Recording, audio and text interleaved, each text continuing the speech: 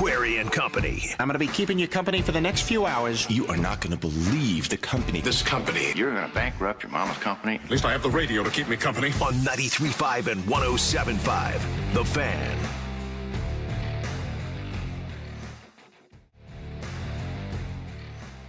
So I have a yin and yang emotionally to opine and confess to today on this Hump Day Wednesday.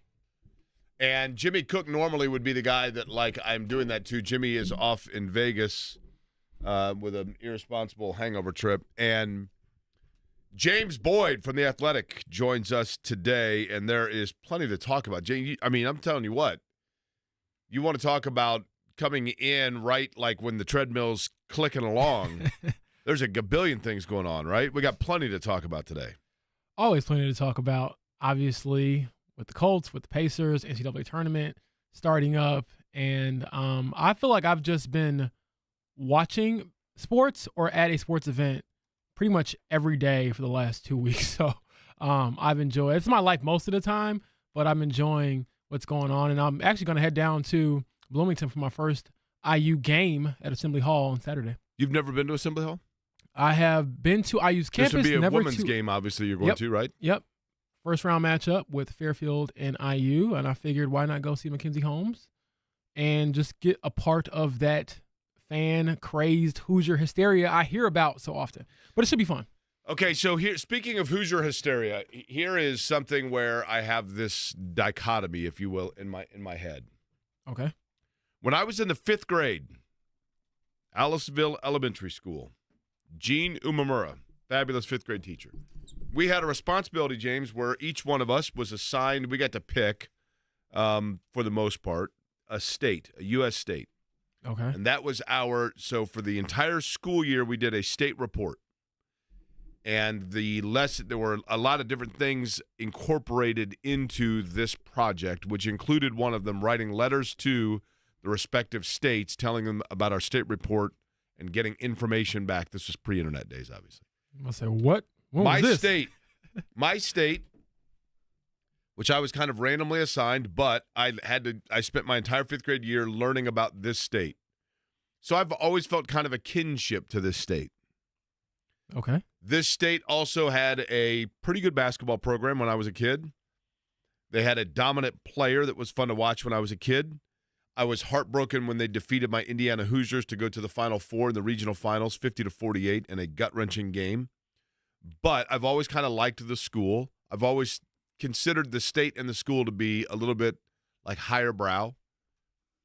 So I know that the state tree, for example, I believe of Virginia is the American dogwood. Actually, the tree might be the tulip tree, but the flower, the American dogwood.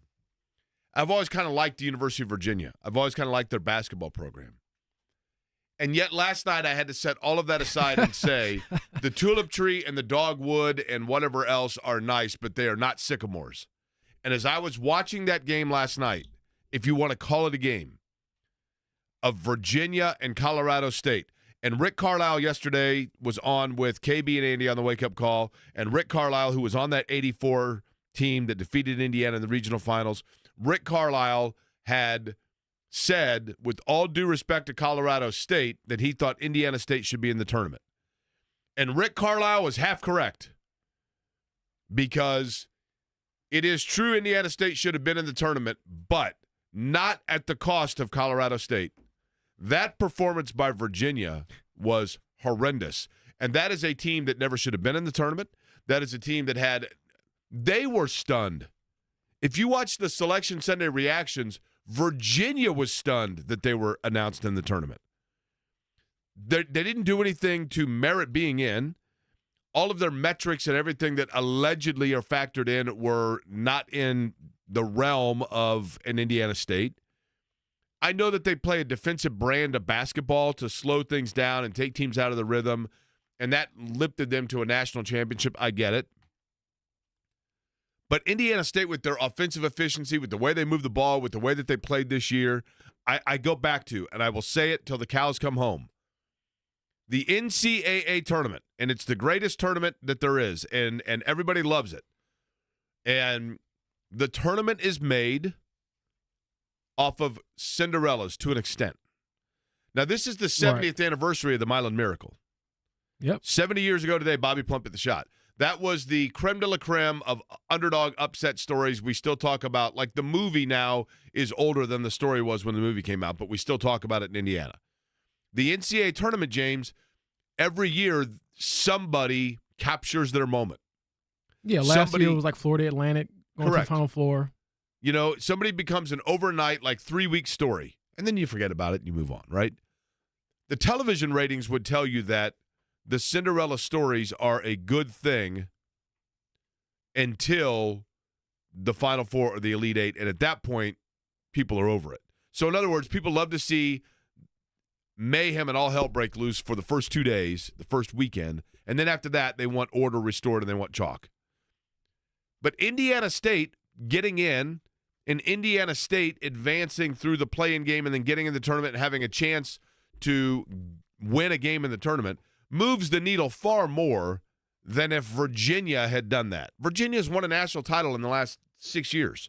Right. Virginia's out of a Power 5 conference. The benefit of Indiana State was there, and the committee bypassed it. I know that this is a subject matter from like 2 days ago, but last night it was on great display. Absolutely. That's what I was thinking when I was watching this game was, why not have the team that is exciting, sort of the underdog like you mentioned, and over a team, their brand of basketball, and I guess that's just my own personal preference, their brand of basketball is so boring to watch, even when they win. And so it felt like these kids and this team is getting hammered, you know, for taking an opportunity they should never had, in my opinion. They shouldn't have been there. And it was very clearly on display. Now, granted, they haven't played, I don't think they played probably that bad this season, but to have 16 points in a 20 minute half of basketball, of like major college basketball in the NCAA tournament, and you do ridiculous. That, like that's pretty bad. And we'll talk to her later today. Jayla Tannebaum used to work here in the indie market, now works for the ACC network. You know, she's doing her due diligence and giving, you know, the flowers to Virginia, but sorry, I'm not trying to hear none of that. Like, that was awful basketball. I did not enjoy it at all. The Howard game, I enjoyed. There was some little bit of March Madness. Hey, how about Howard? Like, give them credit, right? Yeah, like that was fun though, and it they felt weren't going like to go down easy. Yeah, that was a tournament game. This, I was like, this was just. It felt like a scrimmage or something, or an exhibition game where you're facing some team that just is far, you know, inferior to you. So, I mean, it was very, very weird. Or not inferior, sorry, but just a weird game, weird moment. But you know, we got a couple more first four today. Do you know where Wagner's located? I had to look it up, so Actually, I'm not putting you on the spot. No, Eddie, do you know? I believe they're from New York, right? Correct. Do you know where in New York? Queens? Very close. Other side of the ferry ride. Staten Island. Yo, That's I was right. in Staten Island. You know, Wagner's watching them. They was playing good. You know, they're cool. But they're the Seahawks. And I guess Staten Island's on sea, right? But are there a lot of Seahawks flying around New York?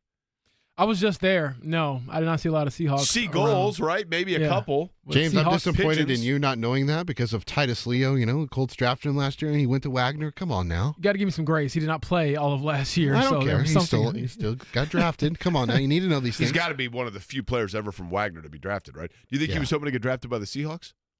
Just keep on the same gear? Oh, my goodness. Right? I don't think he was. I think he was just hoping to get drafted at all. Yeah, no kidding, A very right? small program. So shout out to Titus Leo, the 6th round pick, I believe. Let's get to the Pacers as well. I thought, and James, we've talked a lot about this. And by the way, Tom Crean going to join us coming up about 20 minutes from now. And I know he was on with KB and Andy yesterday, but I want to talk to him about not only the games he's covering in the NCAA tournament, but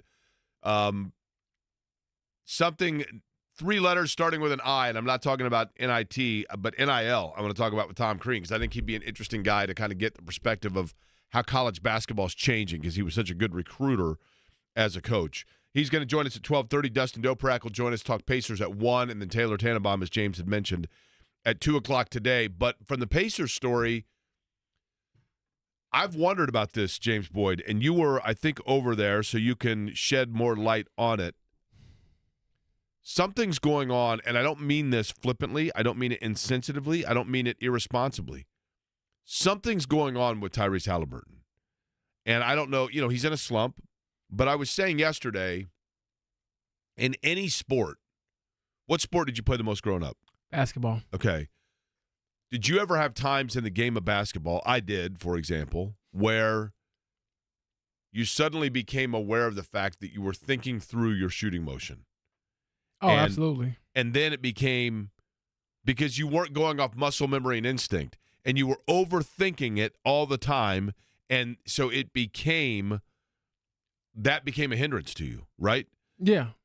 And it changed the way that you're shooting. When you would get in a slump, you started overthinking it, and nothing came natural, and then you were forcing it, and it was really hard to come out from underneath that. And I think it seems to me that Haliburton is there now, that there are areas of his game that are natural and instinctive, but unfortunately now they're becoming for him more robotic, and that's what is holding him back. It could be some truth to that. I do think that it's at a more magnified scale when you're a pro athlete, right? Because, of course, you're in this pressure cooker, and they're not in a position where they can really afford to not have him playing well. That's the other part of this. It's like, guys go through slumps. If your team is Boston and you got a bunch of other guys who can step up around you, the noise around your slump isn't as loud. But for him, it is a tough situation to be in. And what's weird about it is he's shooting everything else well but the three.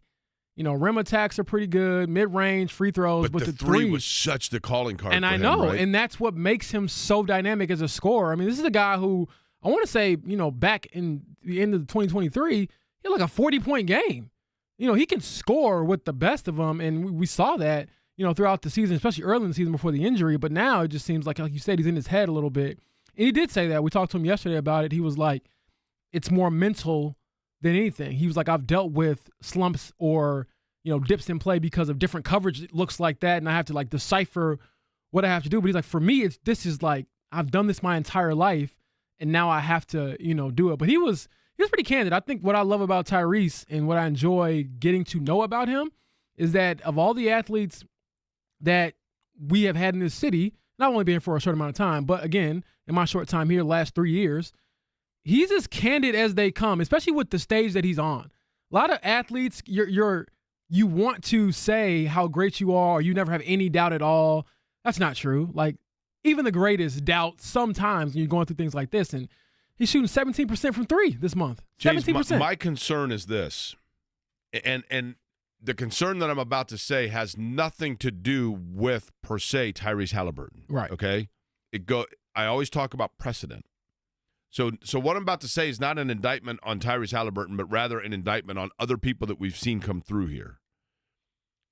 Haliburton yesterday talked about the fact that he, as his star has risen and as the focus has gotten brighter, part of how he protects himself in that regard, and I'm paraphrasing, is tightening the circle around him. Okay? I think that's natural. Yeah. I mean, when you're talking about that kind of money, like you have a smaller group of people probably that you trust, right? The challenge in that for Indiana and for the Pacers is we saw this with Victor Oladipo. We absolutely saw this with Victor Oladipo. Victor Oladipo started tightening the number of people that he would listen to, and then it got to the point where the only people that he listened to were his own echo chamber, and so he didn't have any sort of like counterbalance to anything other than he is the greatest thing since sliced bread. And so that became a challenge for him because he started listening to too much of the wrong things or didn't simply get objectivity in navigation. Right. And Haliburton is a guy that is so unique because his personality is so infectious to everybody around, and he's this larger-than-life smiling personality, and which is wonderful because he connects with people. But the fewer people that he is allowed to connect with means the fewer people that then he is probably like opening up to over the course of time, which means in situations that are difficult, he's basically I'm not saying that lends to having only yes people around, and that can become dangerous. Yeah, I don't think it's that, though, with him. I think that I'm not saying it is right now. I'm saying the precedent is If you look at Victor Oladipo, if you look at Paul George, if you look at players that have come through Indiana, that was their undoing in the end, was they had only people in their ear telling them other than what was in their, at that moment, best interest. I don't think it's the case with Haliburton yet. I'm saying the natural inevitability of whittling down your circle can lead to that. Yes and no. I think that depends on who's in your circle. And I have to look at his circle, and particularly his dad. Like, I think his dad is one of the most, like, self-aware parents, and probably gonna hold his son pretty accountable when it comes to certain things. And I think for Haliburton, a lot of it's not necessarily like tightening your circle from the standpoint of I want to be like selfish or I need to protect this money or whatever, and like anything like that. I think for him, and he kind of alluded to it, he said it, it's when you're going through struggles like he's going through, no one wants to hear that from the $40 million a year basketball player. Understood. Other than the people who actually know you. That's the difficulty of that. Like, he would, and I think what I give him credit for, again, is opening up to the media. He doesn't have to do any of this, but when he gives us like that glimpse, it kind of makes sense, because it's like, yeah, in a vacuum, no one's ever going to feel bad for you if you shoot bad, but the people around you can kind of see through the money and the fame and kind of like, all right, dude, how are you doing? Because he's struggling at a game that he's been good at for a very, very long time. But what I'm saying is, James, that you are correct. What he offered was the perfect perspective that we want from athletes. We want athletes to be able to know that relatability of he is aware of the fact that because I'm making a lot of money, people don't want to hear me complain about it, right? That's basically what he was saying. Yeah. What I'm saying is, inevitably, and we'll take Tyrese Haliburton out of it, Jim Smith, the all-star quarterback, okay? As you inevitably and naturally over the course of your star rising start to tighten the number of people that you are opening up to, that means that your level of the relatability to the common man that is so refreshing, like you just talked about, becomes harder and harder to then have, because you are not surrounding yourself and conversing with and getting into those conversations with the people that aren't intimately related to that amount of money, is what I'm getting at. I just don't know, like, I don't know, like, how realistic it is to expect anybody at that level to really be like that free with like how they feel and who they talk to. For example, Peyton Manning probably didn't have like the biggest circle, like outside of people he really talked about his struggles with things that he went through. But Peyton Manning was different because Peyton Manning had been around it his entire life. Right. Peyton Manning, when he was 2 years old, had microphones in his face. Right. That's fair. So what I'm saying is, when you get the this area, is the star turn that you're mentioning. Yeah, he's in the middle of it right now. Correct. Yeah, and what I'm saying is this: what do Paul George and Victor Oladipo? Okay, we'll use those two because those are the two guys that we saw become superstars before our very eyes in this franchise and in this market, right? They hadn't arrived yet. What made them different than Kevin Durant, LeBron James, or Victor Wembanyama? I'm just using those three names as an example. Mm-hmm. The thing that made them different was when they, in Oladipo's case, we knew because it was in college, but when Victor Oladipo was not a 5-star top 100 rivals recruit, everybody knocking down his door. He developed before our very eyes in college. Then he went into the NBA, played in relative obscurity for a few years, and then in Indiana blossomed before our very eyes. Right. And we saw it happening.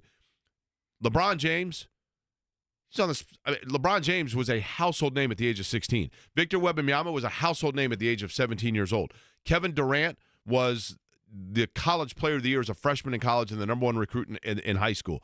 Those guys were forced to deal with all the noise around them by the time they got to the NBA. What we are seeing with Tyrese Haliburton is him now having to deal with the noise around him before our very eyes. That's simply my point.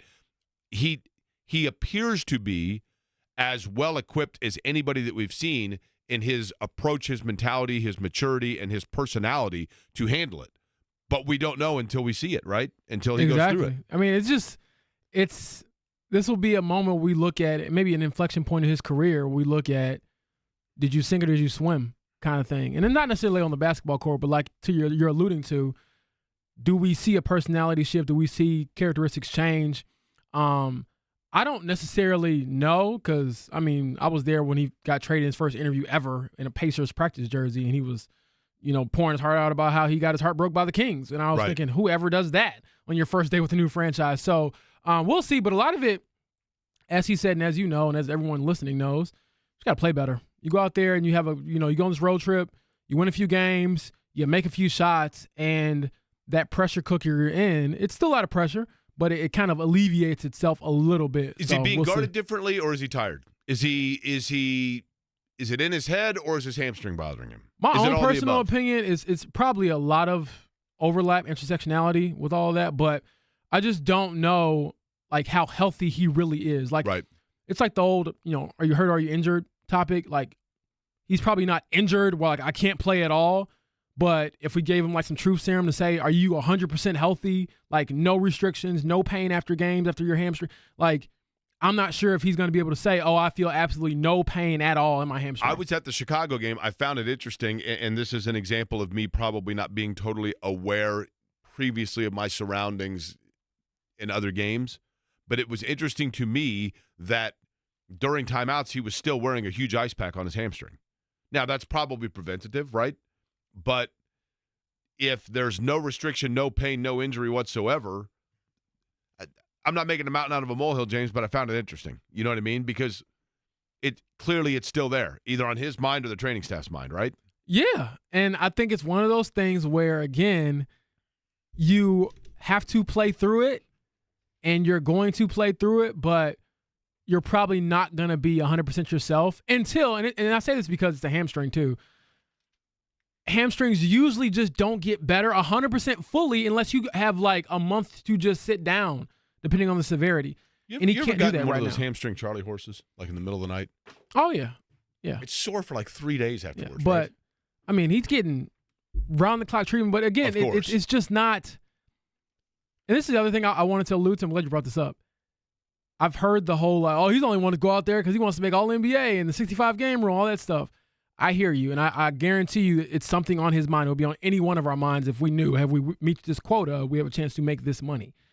However, the other factor is if he doesn't play, they're probably not going to win without him. That's the other thing. So I hear all the people who saying like, it's 65-game rule, he just wants to make some money. What about the playoffs? But he's got to play 65 and be first, second, or third team All NBA. Exactly, right? and he might not make it. We'll see. Correct. The coming if in fact it's a premature return or was, maybe that slides him out of that, which is the interesting thing, right? Yeah, I mean it's not a guarantee. Like he's not playing at a level right now where I can absolutely say for certain, he'd be a lock for the top 15 players in the NBA. I'm just not sure. Tom Crean going to join us here in just a couple of minutes. Want to let everybody know, by the way, we do have numbers to give away today. We will continue doing that. I will give you the roll call of the available numbers. Jake, what is the numbers game? Very simple. You call in, you give us a number. We have an NCAA tournament team randomly assigned to that number by the way, a completely objective and outside source assigned the numbers. If you get the team that gets the largest blowout loss in the tournament, $50 gift card. You get the team that is a double-digit seed to advance the furthest, $100 gift card. You get the national title, $150 gift card. Gift card to what, Jake? Lou Malnati's. Lou Malnati's, of course, with 5 Central Indiana locations. They're dine-in Broad Ripple, which is fabulous. Also in Avon, Carmel, Greenwood, 86 right across from Brebeuf. The best place for you to get a pizza when you're getting ready to watch the tournament. And on Friday night, this Saturday from 8 until 10 o'clock at Old Pros Table, the Jack Daniels Small Ball with Kevin Bowen.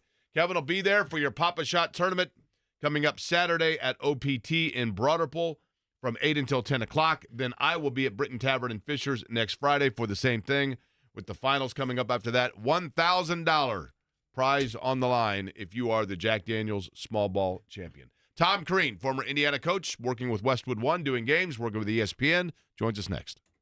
We're the Hellsberg Wedding Band, and this is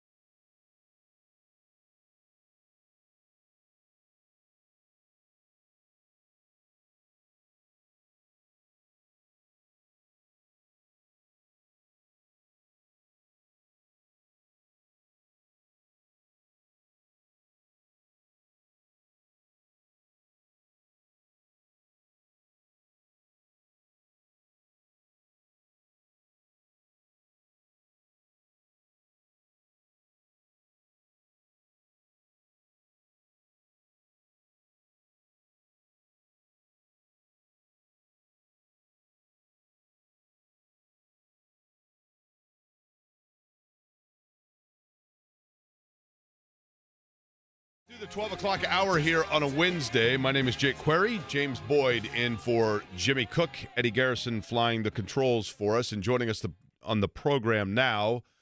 He needs no introduction in the state of Indiana. He has coached in the NCAA tournament 9 times. He will now be on the radio call for Westwood 1.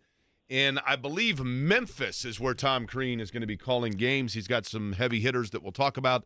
But we welcome the coach and also from ESPN to the show. Tom, how are you? Thanks for joining us. I'm doing great. I just left your city at 6 a.m. after doing the Butler game last night with Minnesota. So got back to Florida where I live for a little bit, then heading off to Memphis tonight. Came home to see my daughter play tennis. I was going to say, I've been missing all kinds of them. Do you ever wake up in a hotel room and forget what city you're in? No, not really. You just wake up early. So, I didn't get to sleep. It was a later game, and then I couldn't sleep. So, I think I woke up at 4:05, and I just got up. And it was great, though. I mean, people were great in the Indy airport. I don't get back to Indiana very much.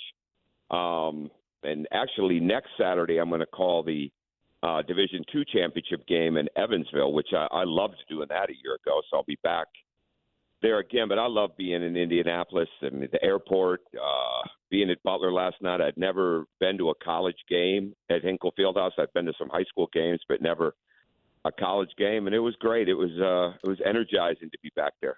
Yeah, it's a pretty special place, Hinkle, no question about it, right? And I wanted to there's a lot I wanted to talk about, but since you mentioned, just being back in Indiana, I'm curious, Coach.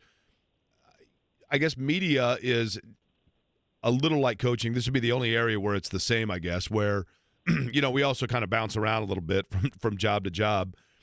And you naturally, at least in my case, have a tendency to kind of look at what's going on with places where I've been or people that are doing jobs that I once held. Do you do that with Indiana? I mean, do you see it now objectively with Indiana, or do you still feel a little bit of maybe even like okay, what is going on there type feeling? No, I don't know if it's that. I don't. Well, I think you always look at it differently. I left Marquette on my own, and so I look at that. I used to feel guilty, because I had left there, right, when I first left it and went to Indiana, and I got over that part, and now I just look at it, with great respect. I think with Indiana, I certainly didn't like how it ended, and I didn't like the stuff that I had to deal with there, really, especially the last 3 years. I mean, the first 3 years were incredibly hard to deal with for many reasons. The last 3 were hard. Or harder at times on a whole other level. But again, we were having some success. I mean, I loved it. I don't look at it. I try to do the best I can at looking at this from the lens of what my job is right now, with the broadcasting, with the analysis. Obviously, I haven't done an Indiana game, but you watch so much because, especially I'm in the studio the majority of the time with ESPN. So I really do try to watch it objectively, and I don't try to look at it and say, well, we did it this way, we did it that way. I don't really look at it that way. And again, for me, we still have a lot of people in Indiana that we care about, that we're close to. It was just awesome being there yesterday. I haven't needed my Sharpie very much in a while, right? And I needed it yesterday. That was cool, right? That means as much to me as the person I'm signing for or taking a picture with. It really does. But no, I look at it. I'll never, ever look at Indiana as maybe a fan because of the way I left. But I do look at it from an objective way. But we also look at it as home, even though we're not there. Our daughter, Megan, graduated from there. My son, Riley, graduated from Bloomington North. Our daughter, we spent 9 great years there. And as tough as some of those days were, it wasn't anything close to how good it was to live there. And that includes the tough days, when the fans would be upset. None of that would ever override how much we enjoyed being there. So that never changes. But I just watch it as objectively as I can, like I would try to watch everybody else. Yeah, it's never going to be like everybody else, but I do try to watch it that way and try to be really, really locked into what reality is, and what I see improvement-wise or not improvement-wise with all the teams. And Indiana's no different to me. When you mention the the difficult times at Indiana, and it was, and certainly there were great times in Indiana. And I know that you're talking about the passion of the fan base here, which is probably as high as anywhere in college basketball. But sure, I'm curious your perspective on this. There has been recent discussion about Indiana's fans being too toxic, and as a result, that toxicity leading into, if that's a word, leading into holding back the program. Your thoughts? I don't know if I believe that. I think you have to embrace. I think the fans, from my experience, any booing or any negativity that I dealt with, it wasn't anything close to some of the stuff I was dealing with back there with the administration. I mean, it's like that's the part that is hard, right? Like when you're in a situation that can get toxic in-house, that's what gets really hard. It's not the fans. I think the fans, to me, I can't speak on behalf of Mike or Archie or anybody else. I think the fans knew I was invested in them. I think they knew that I cared. I really do. I think they, at least I hope they did, because I did. I do. And I don't think that I look at it like it was too toxic. I think you can go to any fan base in the country, and if you want to find something that you can dwell on that they feel negative about, you can do it. Now, I do think it can get rough, but I do think you have to address the fans in a way as close as you can of letting them know what you're dealing with, what's going on. And maybe I look at this sometimes. I watch coaches, they basically go to press conferences or pregame meetings, and they just kind of tell you what you've already seen. They kind of break down the game again, or, we didn't do this, we didn't do that, or they did this, they did that. And, I don't know if the fans really like that, right? I think they want to feel a part of it, and sometimes that's going to create emotion on both ends. But I wouldn't say that. I wanted every one of our players, no matter how great it was or how rough it was, to understand the privilege it was to play there. And it's special because of those people, right? I mean, I'm still of the ilk of that first year when we lost over half the student body. The first year that we were there in 2008, it had been a place that had 8,000 student tickets. Well, all of a sudden, we're under that. We're sitting like at 3,500 because we're dealing with the probation and things like that. And Fred Glass at that time, in his first year, had the wisdom to put together, and it was his idea. I give him full credit for it, but to open up the seating for $5 a seat. Well, look at all the new fans we got in there. There were times we were putting high 80s, low 90% in that first bad year of capacity in that building. And that's unheard of. So when you have that and they stick with you when you're losing like that, you got to take the other part of it too. Doesn't mean you like it, doesn't mean they're right, doesn't mean you're right. But it's all part of it. And there's a special passion for that place that very few have. And Kentucky is on the same level with that, where there's that level of care. And you just have to deal with it. And you have to accept that that's what it is, whether you like it or not, and embrace it the best that you can. And the one thing you don't want to do is get into some mode where you're fighting back and all that. You're never going to win, because that Indiana's built on the grassroots of Indiana. It truly is. And the moment that anybody forgets that at Indiana, administratively, coaching-wise, whatever it is, the moment that you forget, it is built on the communities, the counties, the rural areas, you name it. That's how Indiana basketball was built. Has it currently forgotten that? I'm sorry? Has it currently forgotten it? Do you think that that's getting away from it? I haven't been back to really feel it. So, all I see or hear is what I would read, what I hear said. So I can't answer that. I think you have to work at that in this day and age. I'll say that. I think you have to truly understand where you're at.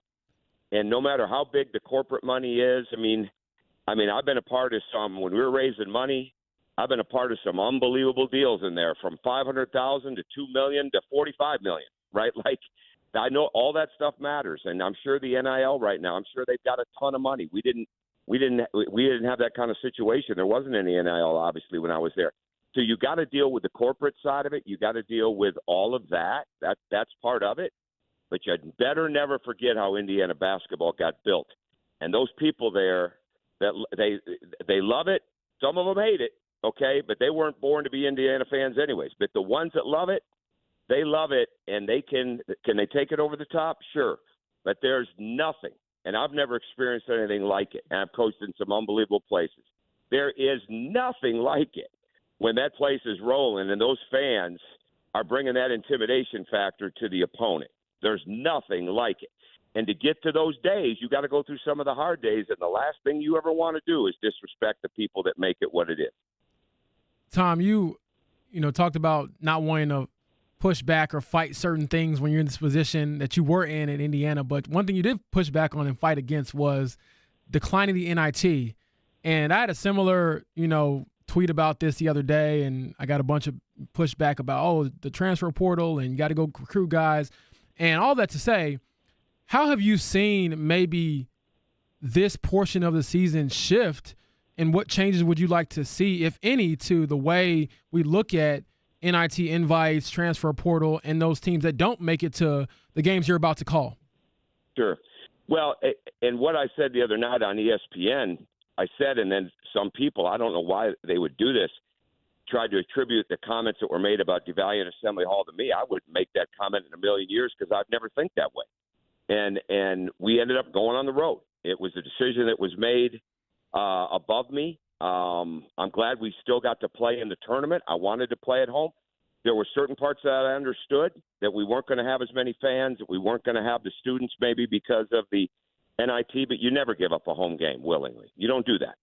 And I didn't really have a leg to stand on as much at that point, but we went on the road. We didn't win. I would never, ever look at a tournament that you can go into like the NIT or the NCAA and not want to be a part of that. I look at this right now, and I think everything – you guys see this every day too. Everything is being shifted towards the power conferences. It's being shifted towards the bulk of the money. It's being shifted towards getting more and more people opportunities to play in the postseason, which makes a lot of sense. If money's the bottom line, then it makes a ton of sense. But this one may have backfired because the amount of programs that didn't want to play, that I didn't even realize how many of them there were till we did a graphic last night on it. I didn't even know there were that many. Some of them said, how were they even considered for this? And but they were, because they changed the format.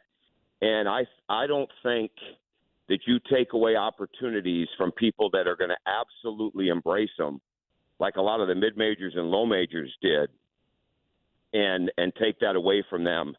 And I think this is a test case as to why that was not a very good idea. And that's just my opinion. Coach, here's my concern, and then I want you to tell me if I'm totally off base. And I said this on the radio, though. My concern is, there are programs and there are trajectories of programs for coaches where the NIT is a really good thing because you're trying to build off of a season where you've got young players. But that's all changing now with the portal and the NIL and everything else. My concern is that allowing the portal stuff to be overlapping with NIT games being played and thus opening the door for opt-outs, both for coaches and for players, that it's going to kill a tournament which has been a really good tournament with its place within college basketball, and that it's going to be difficult to serve both transfer portal and run an NIT tournament, and that one of them is going to eat the other one alive. I don't know if I agree with it for this reason. First off, the reality of the portal is the date means very little. That's just when the announcements are made. Right. There's stuff that's going on all year. There's backroom negotiations being made. And remember this, so much of the stuff that went on before, the money was going to, Grandpa Joe or, Uncle Vinny or, all those type of things. Rather now the player gets the money. Now the player knows what the value is. And that's made it part of it. And so like these negotiations, and this person may go into the portal, that person may go into the portal. I don't get those calls right now, obviously, and I was a part of the portal the first year. I think it's one of the reasons we didn't have success at Georgia. We lost a lot of guys to the first year of the portal, and all of a sudden we're still recruiting off of Zoom. We went 2 years without, when COVID hit and then moving forward with the COVID rules, we went 2 years without having people on our campus. So we were putting teams together like others were through Zoom, through video. and it's hard. It's really hard. But the bottom line is those things are going on. There are numerous kids, higher percentages than most people would ever believe, that are either somebody's not themselves, but people are negotiating for them right now, putting feelers out, talking about what's next, where they either want to get more money where they're at, or they want to go somewhere to up the number. That's part of it. Just like coaches are negotiating with other schools. Just because a coach is not negotiating with a school doesn't mean his agent's not. Well, it's the same thing with the players. So what I really think is they're going to have to really examine when you can actually leave, and that's the date. Obviously, that's the day after the announcement of the tournament. Something's going to have to give there, or you're exactly right. Because now if this new tournament comes in that Fox is looking to put together where they could have 18 teams, or 16 teams, I think, playing in Las Vegas here, is a opposite of the NCAA tournament and putting lucrative money in there. Everything's going to be done, obviously, for money, and the more money that comes into it, people are going to be smart, and they're going to make sure that the players are getting it. So, like, NIL is always going to be a factor, just like the portal. Changing the date, and now maybe looking at this and saying, because you guys know this, I've heard this line forever. It's, the days are long, but the years are short, right? Well, I look at the season this way. The season is long, okay, but the opportunities are short. And you're running out of there are not as many opportunities to play, to compete, to coach your team, to make your team better, for players to get an opportunity to play, for coaches to get a chance to coach. And because those seasons are so long and tiring and taxing, and because of the rules the way they are with the portal and all those types of things, it's really, really, really easy that. And I don't really begrudge people that chose not to. I just don't think it makes sense when we look at why we really got into coaching or playing was to coach and to play. And the money became such a bigger part of it. Well, the money's always been a big part of it when it came to the business of sports. And I just think they've got to look at a way now that's going to not allow that to happen. And that's going to be on the powers that be. But I worry about that because so much of it is centered on how do we make sure that we're taking care of the power conferences and the ones that generate the most money. Tom Crean will be on the call for Westwood 1, by the way, in Memphis. Those games, Baylor and Colgate, Clemson, New Mexico, Nebraska, and Texas A&M, and then Houston and Longwood among those playing in that grouping. Also, of course, you can see him on ESPN. Finally, Coach, curious of this. I know that you've got a lot of great friends at Indiana. You made a lot of great connections at Indiana. Do you still have a continuous relationship with Scott Dolson, who was not the athletic director when you were there but is now? I text him from time to time, absolutely. Yeah, absolutely. I haven't talked to him in a long time, but I definitely text him. Nothing of regularity, I wouldn't say, but something will come up, and it's especially like when he lost his brother-in-law, Andy Hipskin, and we knew Andy and Angie, and just things like that. So nothing that I would think of that would be negative, but it's not like it's anything consistent or constant either. But yeah. I don't have issues with people there. I mean, I worked with Pam Whitten when I first went to Georgia. And so, I know basically the people that did me in, that hurt me when I was there. I mean, I know who they are. And I knew it when it was going on. I mean, so it's not like I'm. And that would be who? In a box. I mean, that would be numerous people. That would be, unfortunately, and probably in a lot of cases, a lot of them aren't there. But I mean, the one you just mentioned, I don't have a problem with Scott at all. Coach, I'll tell you what, I'll leave you with this. I knew Andy Hipskin in college. He was great friends with many of my buddies that I grew up with. We're the same class. And Andy Hipskin, who was a doctor for Indiana athletics and then passed from cancer, I think there's probably a lesson for all of us, isn't there, in the fact that Andy Hipskin is one guy that went all the way to hell, and I never once heard anybody mention that guy complain a single bit or ever say a negative thing about Indiana University. That guy loved IU through and through.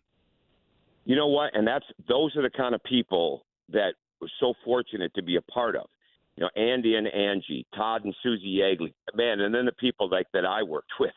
I mean, there's so many coaches, Terry Moore and Felicia Leggett-Jack before her, Kevin Wilson, Bill Lynch, Ron Helmer. I could go right on down the list, but the people that I think about, the people that I want to see continue to be successful there, that I have those relationships with, Dr. Larry Rank, Dr. Steve Alfeld, Tim Garl, J.D. Campbell till he just left a bit ago. Those are the people like you think about that went through the battles and wars with you. And that's the stuff that really matters, right? Like, and just what you just said about Andy, it is a great place to live. We loved raising our family there. I mean, we loved it.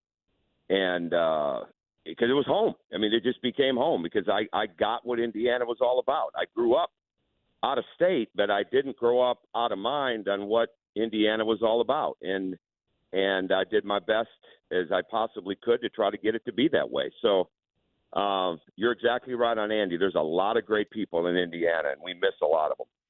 Coach, home now for you is the airwaves, ESPN, and then, of course, Westwood One, as we talked about the games that you're going to be on the call. Certainly appreciate the time today. I know you're a busy guy, and you're traveling all over the place, but we look forward to watching and listening to your coverage of college basketball and appreciate the time today. Well, I appreciate it with both of you, so thanks for having me, and I'm glad it worked out. All right, Tom Crean, the former coach at Indiana, of course, Georgia, as well as Marquette. We will take a quick break. We'll come back, talk a little Pacers. We'll get James' thoughts as well as Dustin Dopirak when we come back. Dopirak or Dopirak? I always forget that. Dopirak. You sure? Dopirak, yes. Okay. I'm going to write that down for myself. What if the next time you painted your home was the last time you painted your home?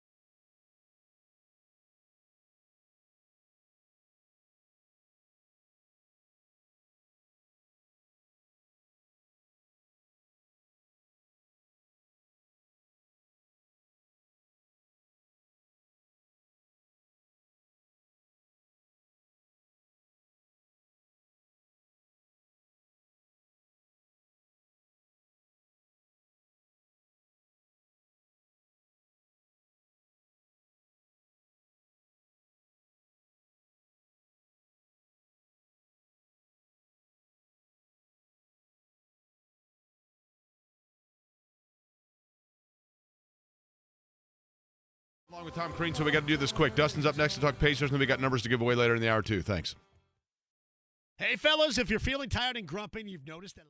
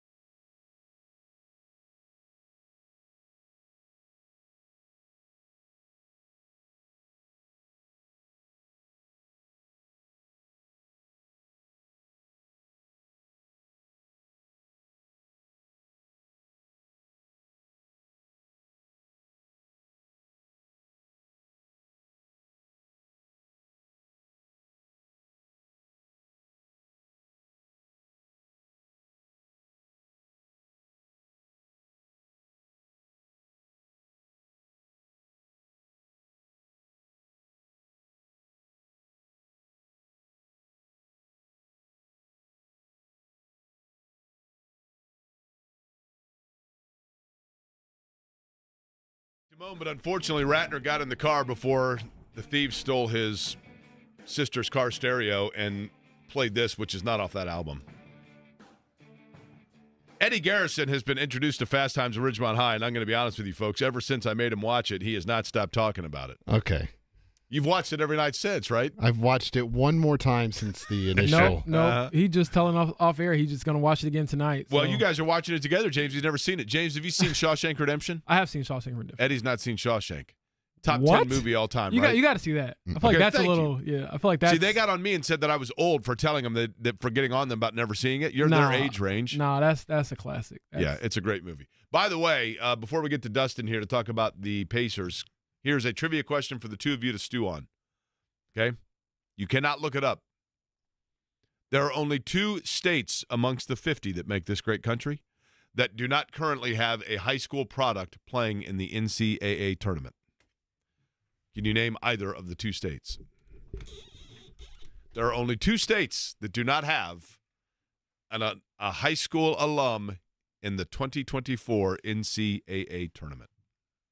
That's a good trivia question, is it not?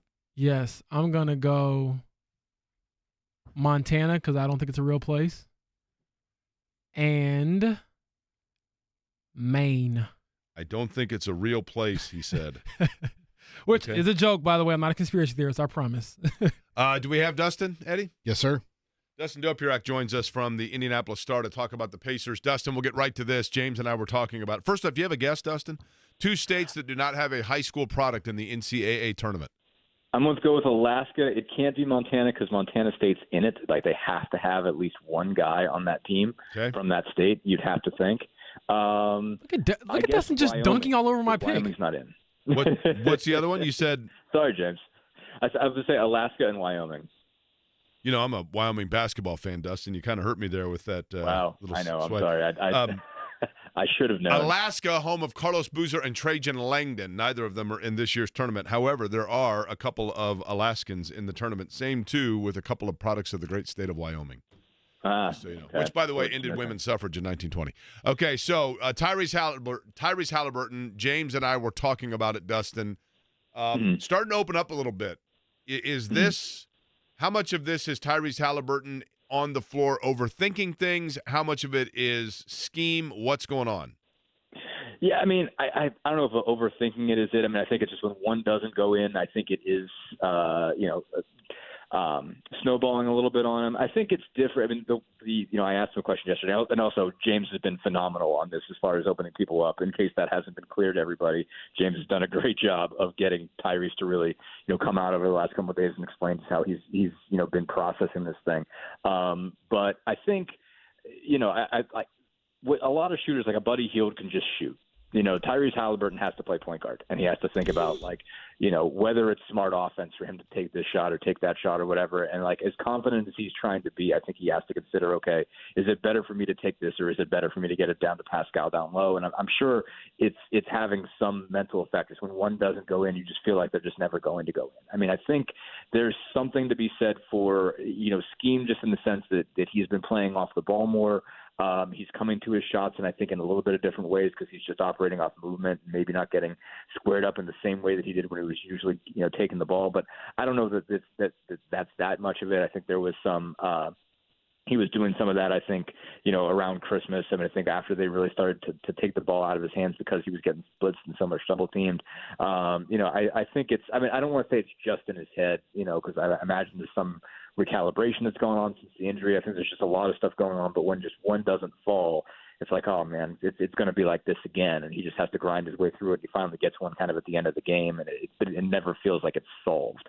I guess that's just throwing darts at the wall. It's tough to say just what leads to having a slump this long when he's with, 20 of 94 since the break. Dustin, to kind of piggyback off of that response and maybe pivot a little bit, what did you think about Tyrese's comments as far as sports betting? I know we've talked about it just amongst ourselves, but maybe just the prevalence. And then with the news from the NBA that they're going to infuse, I believe it's like on-screen sports betting with League Pass.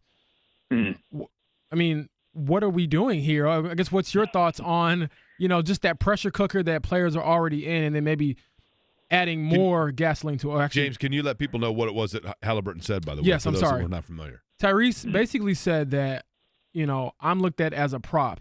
People just look at me as a person to make money off of DraftKings, and I'm paraphrasing, but that's more or less what he said yesterday, and clipped it, put it on Twitter, and I got a bunch of, he's right, he's wrong, screw him. I love this. He said this. So, I'm just curious to you've been in this space, for a while, covering the college athletics, pro athletics, a lot of different levels of this, but just, where we're going when it looks like, and I get it. Sports betting makes the money in this league. It's the reason why Tyrese has this, Supermax contract on the table. So just curious your thoughts.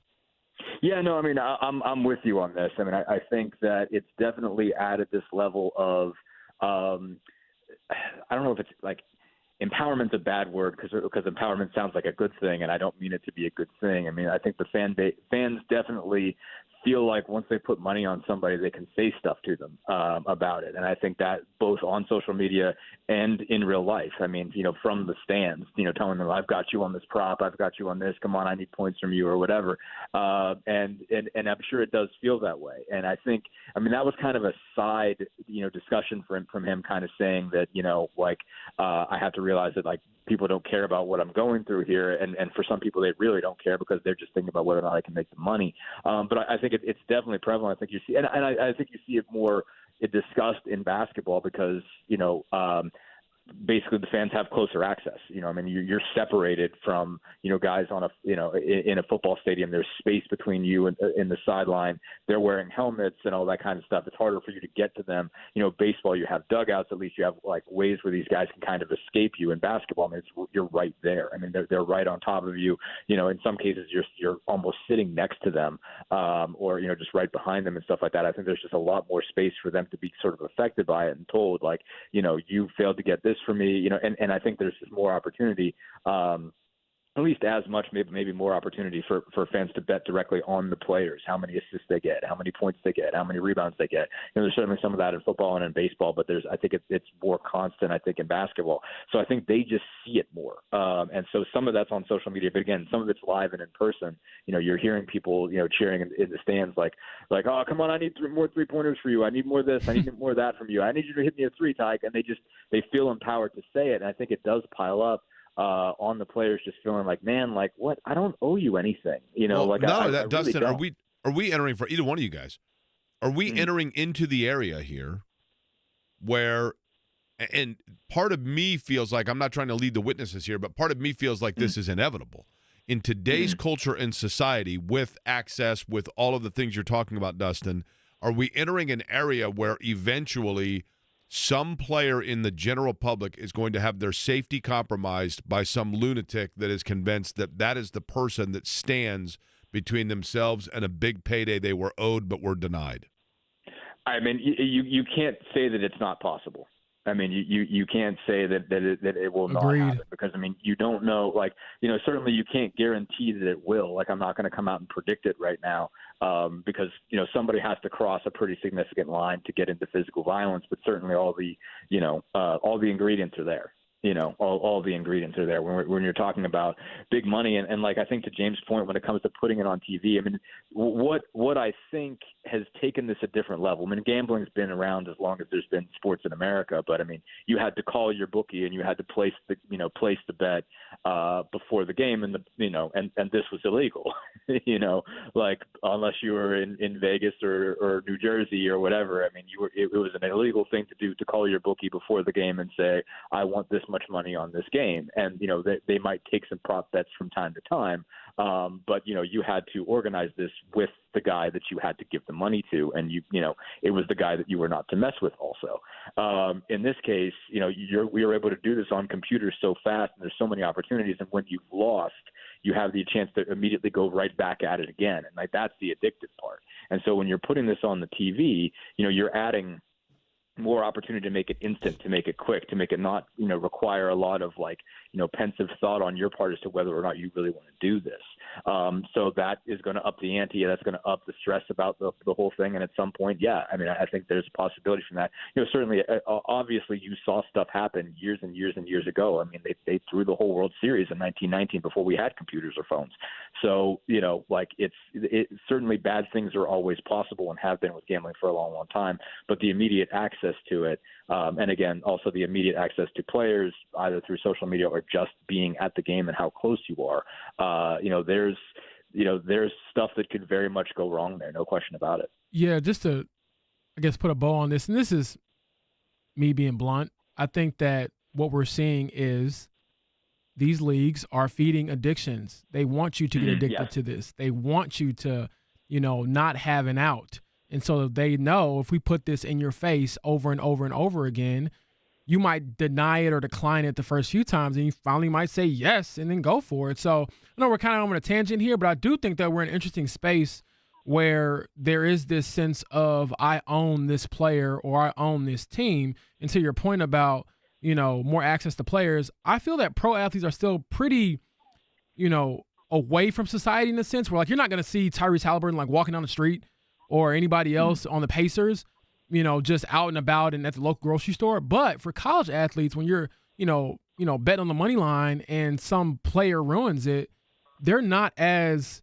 I guess, protected as pro athletes. You can see these guys on campus in class. You can see them at the gym or whatever the case may be, at the dining hall, whatever. So it does concern me, and I do think that is a concern that should be obviously taken seriously. But at the end of the day, this is the world we live in, baby. Money is ultimately going to win out. And so just curious to see how it goes. And I'm curious also to see if there's other athletes. Again, Ty is very unique in the sense of Haliburton will actually speak about these things in a way that most athletes don't.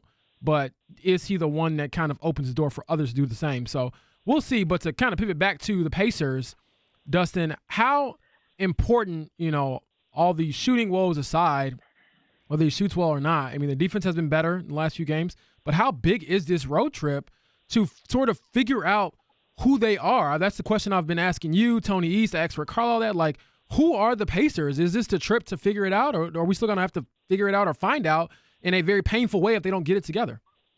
I mean, it could go any number of different ways. I mean, obviously this is going to, change them. I think, first off, Haliburton's the sort that he likes going on the road, and I think this might help him get it right. I mean, that doesn't mean he always has great road trips, but he kind of enjoys going into, hostile environments and whatnot and getting booed and stuff like that. That kind of like brings something out of him, and so that, might change some things. But yeah, I mean, I think, obviously at the end of the day, I mean, the roster shook up, pretty significantly, and you're seeing the, change of that, the positive and the negative. And I think, they're a better defensive team, and taking part because Ben Shepherd gets to play more. I think he's, established himself as one of the four best, perimeter defenders. I think they've just got overall, grittier perimeter defense, but they've also lost a lot of shooting when it's come to both Buddy Hield and Benedict Mathurin, who was really starting to shoot the ball well from outside.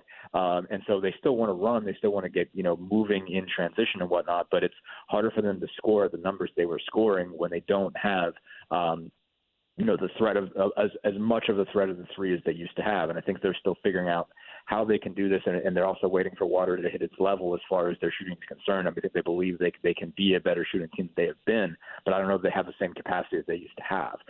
They're also figuring out how do you work Pascal Siakam into all of this. I mean, they're finding out that in a lot of cases when they're not right, when things aren't working correctly, they can throw it into him and he can get them a bucket. And he's done that. I mean, he's their leading scorer since the break. So how much of the offense has to be based on just making sure he gets the ball close to the rim. I think there's a lot they're still figuring out. There's a lot of, they're kind of reconfiguring their math to figure out how it is they win basketball games. How many they can give up, how many they need to score, what that has to look like.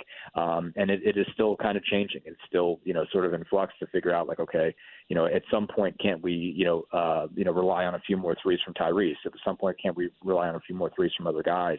So they are figuring this out, and it's it's a tough trip to do it on, but at least you do get started in Detroit with a relatively short trip against a team obviously that's the bottom of the league. Then you go out to California though, and it's going to be they're going to find a lot about themselves and just try to grind through it and keep themselves in position. I mean, they're still not in a terrible space. I think they're Brooklyn lost last night, so they're close to at least clinching a spot in the play-in. Getting at least that, so to make sure they will have a postseason one way or the other. But I mean, they certainly don't want themselves to be in a position where either you're in that bottom half of the play-in where you only get one game guaranteed, or you're in a situation where even winning a play-in game means you get the Celtics for a best of 7. I mean, so they certainly want to just keep themselves above 7 if they can, at 7 if they can at least do that. Try to keep out of 8, certainly try to keep out of 9, but it can go south on them real fast if they don't know what they're doing. We haven't checked in on this for a while, Dustin, so I'll ask you. When he was acquired, the thought was, of course, that Pascal Siakam was hopefully going to be a beyond rental player for Indiana. The early returns were that he was happy here. He enjoyed playing with this group. Certainly from an offensive standpoint, he has become kind of a leader for them when they need a basket. But from your assessment, is he still pleased and thinking about life beyond this season with Indiana?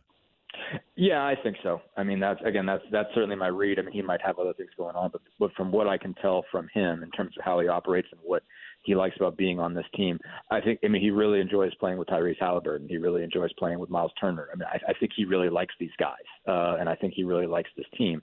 And he is, he has said, we talked about this the other night after the Brooklyn win. He's like, I do think guys are still figuring out what I can do. And he says, but that takes time, and that's understandable. He said, but I really believe anytime I get the ball down there, I can get a shot, I can get a bucket. And I think, sometimes we move the ball real fast, but sometimes basically he's just sort of saying, sometimes it's the smartest idea to just give me the ball and let me do, what I do. And I think he still sees that that's taking some time, but I do think, he's excited about that, about it going forward. I mean, one image that really stands out to me was just when, Haliburton threw the pass off the backboard and then immediately kicked it to him in the corner. And so I was like, I cannot believe he did that.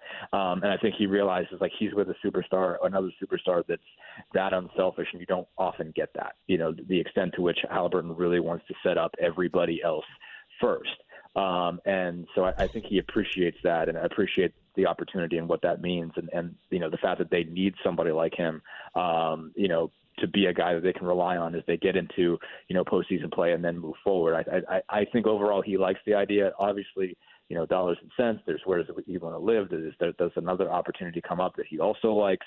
But I think he's happy, I think if he goes somewhere else, it's not because he did not enjoy his time in Indiana. It will be because there's another opportunity he likes. But I think he enjoys what's going on there. I mean, certainly he wants to win more, but I think he sees a lot of good opportunities, with the Pacers. Pacers in Detroit tonight, and then it's Go West Young Men. They will be in Golden State, followed by L.A. for the Lakers and Clippers. Then back to the Midwest to take on Chicago. Dustin will have all of the coverage with it. Dustin, appreciate the time today. Absolutely. Thanks for having me, guys. Dustin Dopirak of the Indianapolis Star. Okay, you guys still thinking about the 2 states? Well, now that Dustin dunked on my Montana pick, which I'm going to stick with regardless. I mean, I know it's wrong, but I had Montana, and I had, I believe, Maine. I'm sticking with Montana, even though I know it's wrong. Have you been to Montana? I have not. Oh, man. I've heard it's great, though, and all jokes aside. Power of suggestion is a strong thing. And when I first went to Montana, I was on a road trip with 2 buddies in my early 20s. And we got into Montana, and I looked up, and I'm like, the sky really is big. I know it's called Big Sky, right? But, it just is so vast and open. And we were driving at night, and my buddy goes, hang on just a second, and pulled over. We're on the interstate. There was no one on the interstate. And we pulled over and just sat there and looked up, and I kid you guys not, it was like being in literally, it was like being in a planetarium. You could see every star in the sky. It was unbelievable. Yeah, I mean, it's cool. Open space, though. Yeah, I give my, no hoopers, crappy takes right? on, no hoopers, but I give my crappy takes on stage. But I do think that wherever you are you can usually find a good time if you're willing to right. not be in a box, That's if that correct. makes sense. Like, you can't go to Montana and be like, I want to, just stay in my hotel room the entire time. No, please go outside. Like that, you should do that. Wyoming is also very cool, by the way, but that's not one of the correct answers. Why don't you guys think about that? And then, Eddie, you want to do numbers next? That's fine. I have my 2 guesses, by the way. Give me your 2 guesses. Well, give me your 2 guesses when we come back. Okay. First, I want to tell people this. When it comes to the numbers game, we want to thank Lou Malnati's because we have on the docket here, hanging in the balance for you, a $50 gift card, a $100 gift card, or a $150 gift card. That's how we distribute the winnings for the numbers game based on the following. The $50 goes to the team that is the largest blowout in the NCAA tournament. If you have the double-digit seed to advance the furthest, there are tiebreakers, by the way, and as always, the rules are that I get to make them in the end as far as the tiebreakers are concerned. A $100 gift card to the double-digit seed to advance the furthest, $150 gift card to Lou Malnati's for the team that wins the national championship. You call in, we have a randomly assigned number, 1 through 68, to a team in the tournament. You give me your favorite number, we give you that team. Now, if you are about to call in, this is the critical part. These are the available remaining numbers, so listen up. And if you're dumb, listen twice. The following remaining numbers: 2, 7, 18, 26, 30, 31, 32, 34, 38, 39, 40, 42, 43, 45, 46, 48, 49, 50, 54, 55, 59, 61, 62, and 63. Give us one of those numbers, you get a team, and we'll also tell you the 2 states next. Business.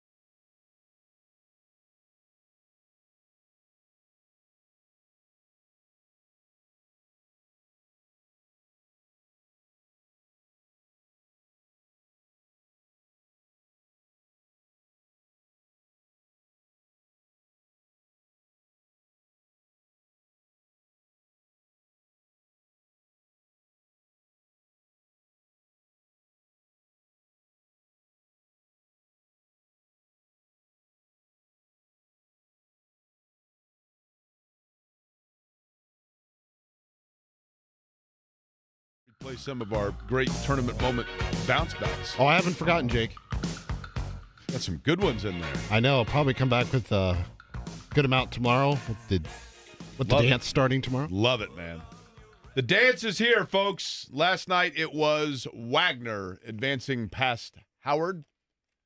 And then after that, and Howard, give him credit, man. They were down 12 with what, James? Like 2 minutes to go and kind of a furious comeback. Yeah, it was exciting. They had 3 good looks that would have forced overtime, I think. They were down 3. And couldn't get it to fall. Wagner advances, and then I thought it was nice of Virginia to take the free trip and not show up, right? Just apparently Virginia just said, "Yeah, you were good in Dayton. We're going to go walk around Edwin Moses Boulevard and hang out, not play the game." Virginia was awful. Colorado State advanced. Okay, numbers game. You heard how we do it. Following numbers, if you are right now waiting to give us a number, please pay attention to this because these are the available numbers. 2, 7, 18, 26, 30, 31, 32, 34, 38, 39, 40, 42, 43, 45, 46, 48, 49, 50, 54, 55, 59, 61, 62, and 63. Jake, I forgot. Did you mention "and" at the outset of last segment? And with Lou Malnati's. I don't know if you mentioned the "and" in there. Lou Malnati's has locations, 5 of them, Avon and Carmel and Greenwood and 86th Street across from Brebeuf, and you can dine in at their Broadway location. And they have $50, $100, and $150 gift cards to give away. I was saying, and you get the hat of the team that you do get that. I'm throwing in the hat. So here's the thing. Unless you're Eddie and you wear a size 9.5 hat, which might be hard to find a snapback, whatever team you get, if you get James, give me a team off the top of your head in the NCAA tournament. Houston. If you get Houston, and Houston, in fact, wins the national championship, along with your $150 gift card, you get a Houston Cougars hat. Ooh. That's the way we do it. Yeah. See, we're trying to entice things. All right, let's begin with Bruce. Bruce, you are on the air. How are you? Doing good today. Good. Bruce, sorry, I think we had a snafu yesterday where we hung up on you, right? Yep, no problem. And yet, Bruce, you still listen to this program despite our rude nature, and I greatly appreciate that. Well, that's not a problem. Your PBR party that you promised a year and a half ago when I won in the morning, you still have never put together. Bruce, I'm looking forward to that. Listen, I had a meeting I'm not kidding you. Listen, let me ask you, Bruce. Have you ever had a cat, Bruce? No. Oh, well, yeah, I did once. Okay. Yes. Imagine having multiple ones and trying to herd them. That's kind of what it's been like trying to organize this PBR party. But I promise you we're putting something together. And I got three dogs. They're kind of tough to get together, too. PB and R, right? Think about how great that PBR is going to taste when it touches your lips, right? That's what we're going for here. I want to make sure I'm still invited on that list. Bruce, not only are you invited, I'll pick you up. How's that? Sounds great. That way you can have 2 PBRs because I'll drive you home, too. Well, we can have a PBR at my house in Carmel first. Hell yes, Bruce. That's where I like it, Bruce. All right, Bruce, what number would you like? I'm going to go with 31 for Reggie Miller. 31 for Reggie Miller. Bruce, I'll tell you what, this is actually one of my potential upset specials. I don't know if they'll be able to get you the double digit seed furthest, but we'll see. The Morehead State Eagles are gone to Bruce. All right. There we go. And we'll see at the PBR party. I promise. It's in the works. Josh, up next. I'm not joshing you about the PBR party, Josh. I promise. What's going on? How's it going? I can't complain. Yourself? Good. Just working. What sort of work are you doing, Josh? Small engine repair. Oh, really? Like on a lawnmower? What's Absolutely. a small? Really? Okay. Yep, getting them all serviced and ready for the year. I love that, man. All right, what number would you like, Josh? Number 7, please. Number 7 for Josh. Josh, you got one of the teams that made a nice run even to get to the tournament, replicating what they did in 1983 for Josh. It is the Wolfpack of North Carolina State off the board. Okay, Jimmy up next. Jimmy, what's going on? It's actually Kenny. That's all right. Okay, Kenny, did you ever wear, when you were a kid, did you ever wear Kenny shoes, by the way? Yeah, we've talked about this before. We have? Yes, You're the only Kenny I know, apparently, right? Oh, yeah. Oh, Okay. yeah. I'll take number 49, my dude. How about Kenny Rogers? You like that Kenny Rogers? Hell yeah. Anybody named Kenny likes Kenny Rogers. Just give you a heads up, bro. What about, and anybody that likes Kenny hates Kenny's shoes, right? No, I dug them. I was digging them. Okay. Well, I'll tell you what. Strap on your stadias and get ready to run with the Spartans of Michigan State, Kenny, because yeah, baby. Know when to fold them and know when to hold them, and hope that Michigan State's able to win you some gambling here. This is Sparta! Well, it sounds like that Howard Dean. Okay, Matt is up next. Matt, do you like the way we do this segment? It's very free-flowing, is it not? Love it. It's great. Okay, Matt. What number would you like? We'll go with 18. 18. Is there a significance to the number 18 to you, Matt? Peyton Manning. Ooh. Of course. Yeah, that's pretty hard to argue with that. When Peyton Manning went through his shoulder surgery and he went down to a university to do private throwing and somebody got video of it on a cell phone camera, do you remember what school it was where he was throwing the football around? I have no idea. Eddie, go ahead and hit it.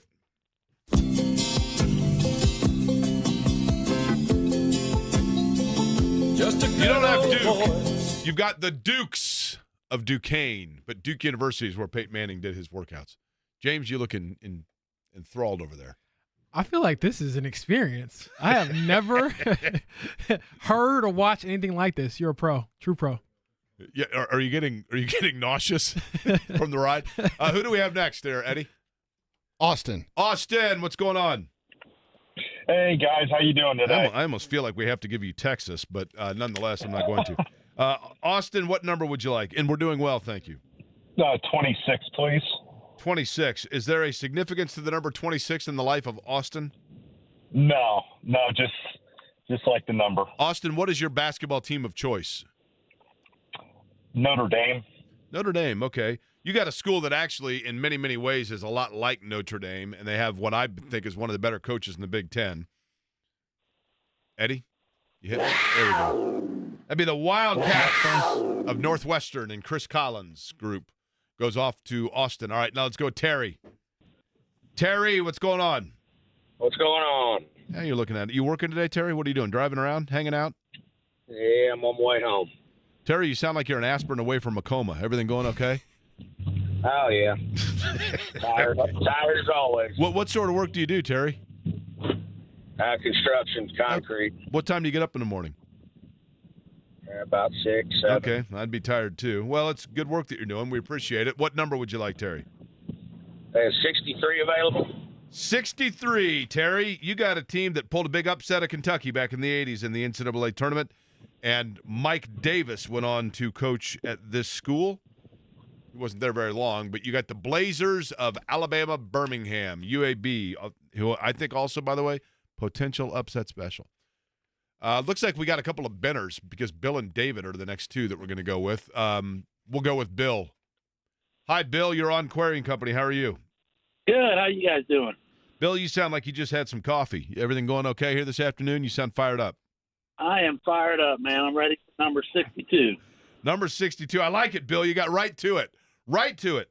Bill, what if I told you this was actually one of the true surprise stories of recent years in terms of crashing the party of the Final Four? Marshall Faulk played for this school. Bill, do you know what school that is? Oh, boy, I do not know. It would be the Aztecs of San Diego State. Off the board to Bill. We will now go to, and of course, always happy to invoke the memory of David Benner as we go to David. Not David Benner, but David on the line. David, how are you? Hey, doing great, Jake. Good. What number would you like, David? Let's go number 2. Who's your favorite David of all time, David? Other than yourself. I don't know. There's so many. I really haven't ever thought about that. Okay. David, who's your college basketball team of choice in terms of your rooting interests? Well, I typically follow IU. Okay. Well, this time of year is nice because IU's not around, but these start Right. showing up in the backyard in terms of this. Touchdown passes, being Thomas, most of it being Thomas after, but instead. That would be Omaha, which is Creighton, and that's the Blue Jays, David. You've got Creighton. Well played on that one, Eddie. Let's go to Dave. Hi, Dave. Hey, how's it going? Dave, do you consider this this little segment that we do with the numbers game, do you find it to be exhausting or entertaining? Very entertaining. Okay. It sounds like it's exhausting for you. No, actually, I enjoy it, to be honest with you. Things just fly by. I don't know if you know this or not, and this is probably going to stun you, Dave. I don't get a lot of sleep. You ever ridden the Beast when you were at Kings Island?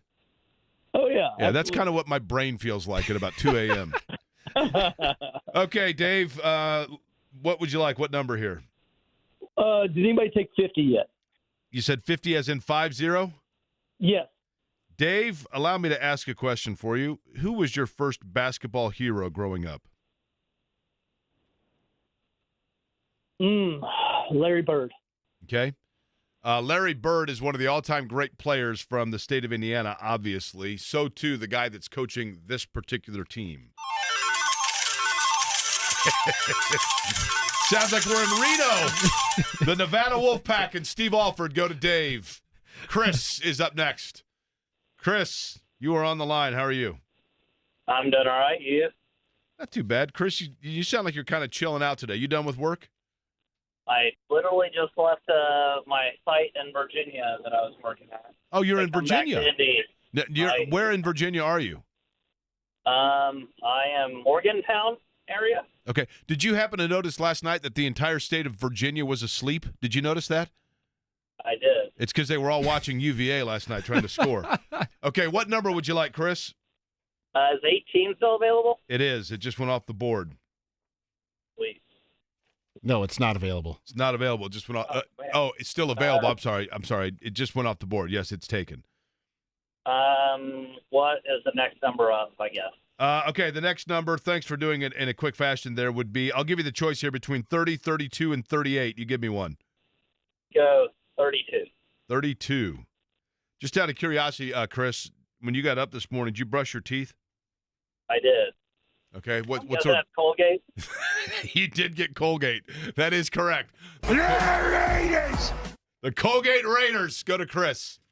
What do you think, Eddie? We flush it out, or we do we hold it off for another time? I think we save it for final hour of the show. We got like 7, 8 left. The two states that do not have, if I did not divulge this already. You didn't let me guess. Okay, go ahead, Eddie. Your guess. Sorry. I'm going with Rhode Island. Okay. And Idaho. Boise State's in the tournament. Oh, that's right. Can I scratch that Idaho? I No. was between three. I had to pick Montana. Montana State was in there. You had a chance to change it, and you went with it. Nope, no changes. New Hampshire. Lock it in. Ooh. You guys buried the obvious. You buried the obvious. The District of Columbia? No, He's going to say like Indiana or something. Hawaii is one of them. Oh, yeah. Nobody's hooping in Hawaii. That's true. I wouldn't pick a basketball up in Hawaii. I love basketball. Think about it. Hey, you want to go shoot some hoops? What are you talking about? It's 72 and breezy. We're going surfing. Okay. What about tomorrow? Maybe. Tide's supposed to be good. Hawaii's one, and then the other is New Hampshire. You are correct. Probably because there's only like 64 people that live in New Hampshire. Right? You had a good approach, I must say. Delaware was right there, too. I was deciding between Idaho, Delaware, New Hampshire, and Rhode Island. I mean, any small state, right? Right. But Maine has like a big pocket. I'm assuming that players that play for Vermont maybe are from Maine, but you would think they'd also be from New Hampshire, but maybe there's like a big rivalry where if you live in Vermont, you think New Hampshire sucks, and if you live in New Hampshire, you think Vermont sucks, kind of like how I think Kentucky sucks. Well, I think you should just go through and just ask every player where they're from and where they went to high school, and we can make sure that you're correct. We can actually do it rapid style, just like we do the numbers game. Go to 1075thefan.com and register to win Golden Glove.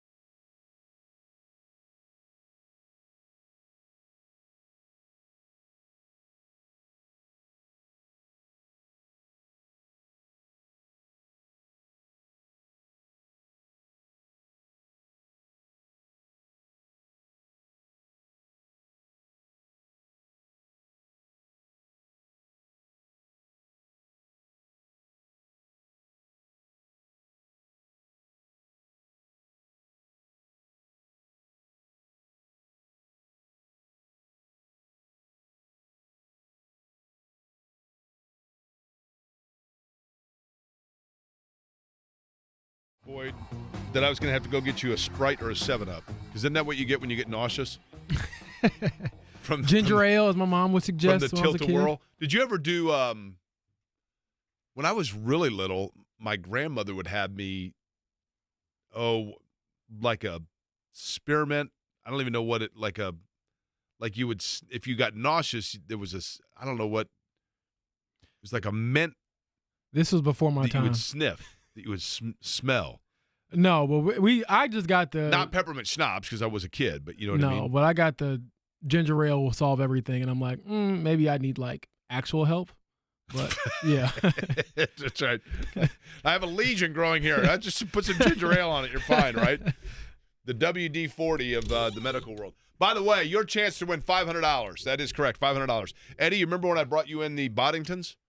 I do. English Delicious. pub ale? Yeah, that was really good. That your one friend, I don't know, do you know this or not, James? Eddie's got one friend. Yep. What's his name? Alec. Alec, yeah. He's one. He actually texted me and said he's called 32 times to try to get into the Here's numbers the thing, game. it's not even Alex because it's singular, right? It's Alec because it's his one friend. So That's Alec, a bad joke, but it's funny. Distributes Don't Boddington's laugh. English pub ale. And I buy that. The only place that I can find it is at Conn's, which is on Keystone, and Conn's really is absolutely fabulous. Conn's Fine Wine and Spirits, and they are sponsoring the 107.5 The Fan College Bracket. You can enter yours. We encourage you to do so for your chance to win $500. 1075thefan.com, and then you click on the big banner, scroll down just a little bit, and you'll see it. It says play now. Enter it right there. My picks are in. I did go kind of heavy chalk. James, everybody has that one team that you look at and you go, I just got a feeling they're going to like make a run and surprise people. That team for you is who? Ooh, that's a good question. I would say, oh man, I don't want to say your pick, which is Oregon, which is a good one. I just think Oregon's really well coached, right? Yeah, they are. I don't know. Give me 30 seconds to think. When you look at it, and there's nothing, NCAA brackets are a lot like your fantasy team. People are like, yeah, okay, whatever, man. But there are some teams. I got my pick, by the way. Okay, who is it? And I'm going true villain, Drake. Okay. I like their program. BYU's a pretty they're popular a good program, pick man. to make a run. Yeah. Drake's fine. I mean, I know that Drake, obviously, with the Indiana State thing, people don't like. But, there's also always a team. So let me get your thought on this. Look at the bracket real quick. Give me the top 5 seed that when you look at it, you go, yeah, I had no idea they were good this year. Like, you could have told me this team was 10-28 and playing in the NIT tonight, and I'd be like, okay. But instead, you're like, wait a minute, they're a 5 seed? They're a 4 seed? A high seed? What? I'll tell you one that applies to me. I'll probably say, like, Alabama. Like, I don't know too much about Alabama basketball. Yeah, I mean, Alabama started out, like, at the beginning of the year, they got beat by Purdue, and then they lost a bunch of games. South Carolina? South Carolina's a 6 seed. I'm like, really? Okay. Yeah, like if you're not talking about women's basketball, I don't know a thing about South Carolina right now. You know my thought on my one concern about Purdue? Only one? Actually, only one with this group, right? Purdue's resumes, everybody wants to know, hey, does Purdue lose in the tournament because it's officiated differently and they get used to and accustomed to the way fouls are called, et cetera, et cetera. And I have a theory on this, and maybe I'll ask it to Taylor Tannebaum because she's with the ACC network. She sees the way ACC teams are built. She sees and knows the way Purdue is built because she worked here at Channel 13, and she might be able to offer a good perspective on a theory that I have on Purdue. So I'll ask her that because Taylor joins us next.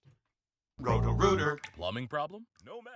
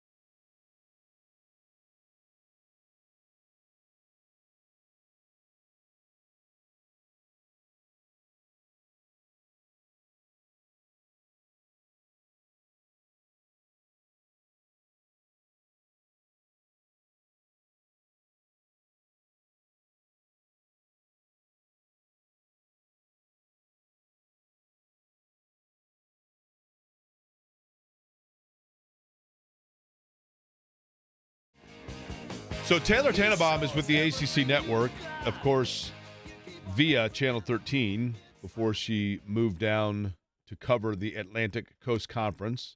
And they have, if I'm not mistaken, James, 4 teams in, right? Duke, North Carolina State, Clemson, North Carolina. Virginia, as you know, got right to the party and then looked inside the party and decided they didn't want to go and they left. They were the awkward dude who stood in the corner and just looked at people all night. Virginia, they were Chuck Sherman at Stifler's party, right? There you go. They lied and then wet themselves and then they left, right?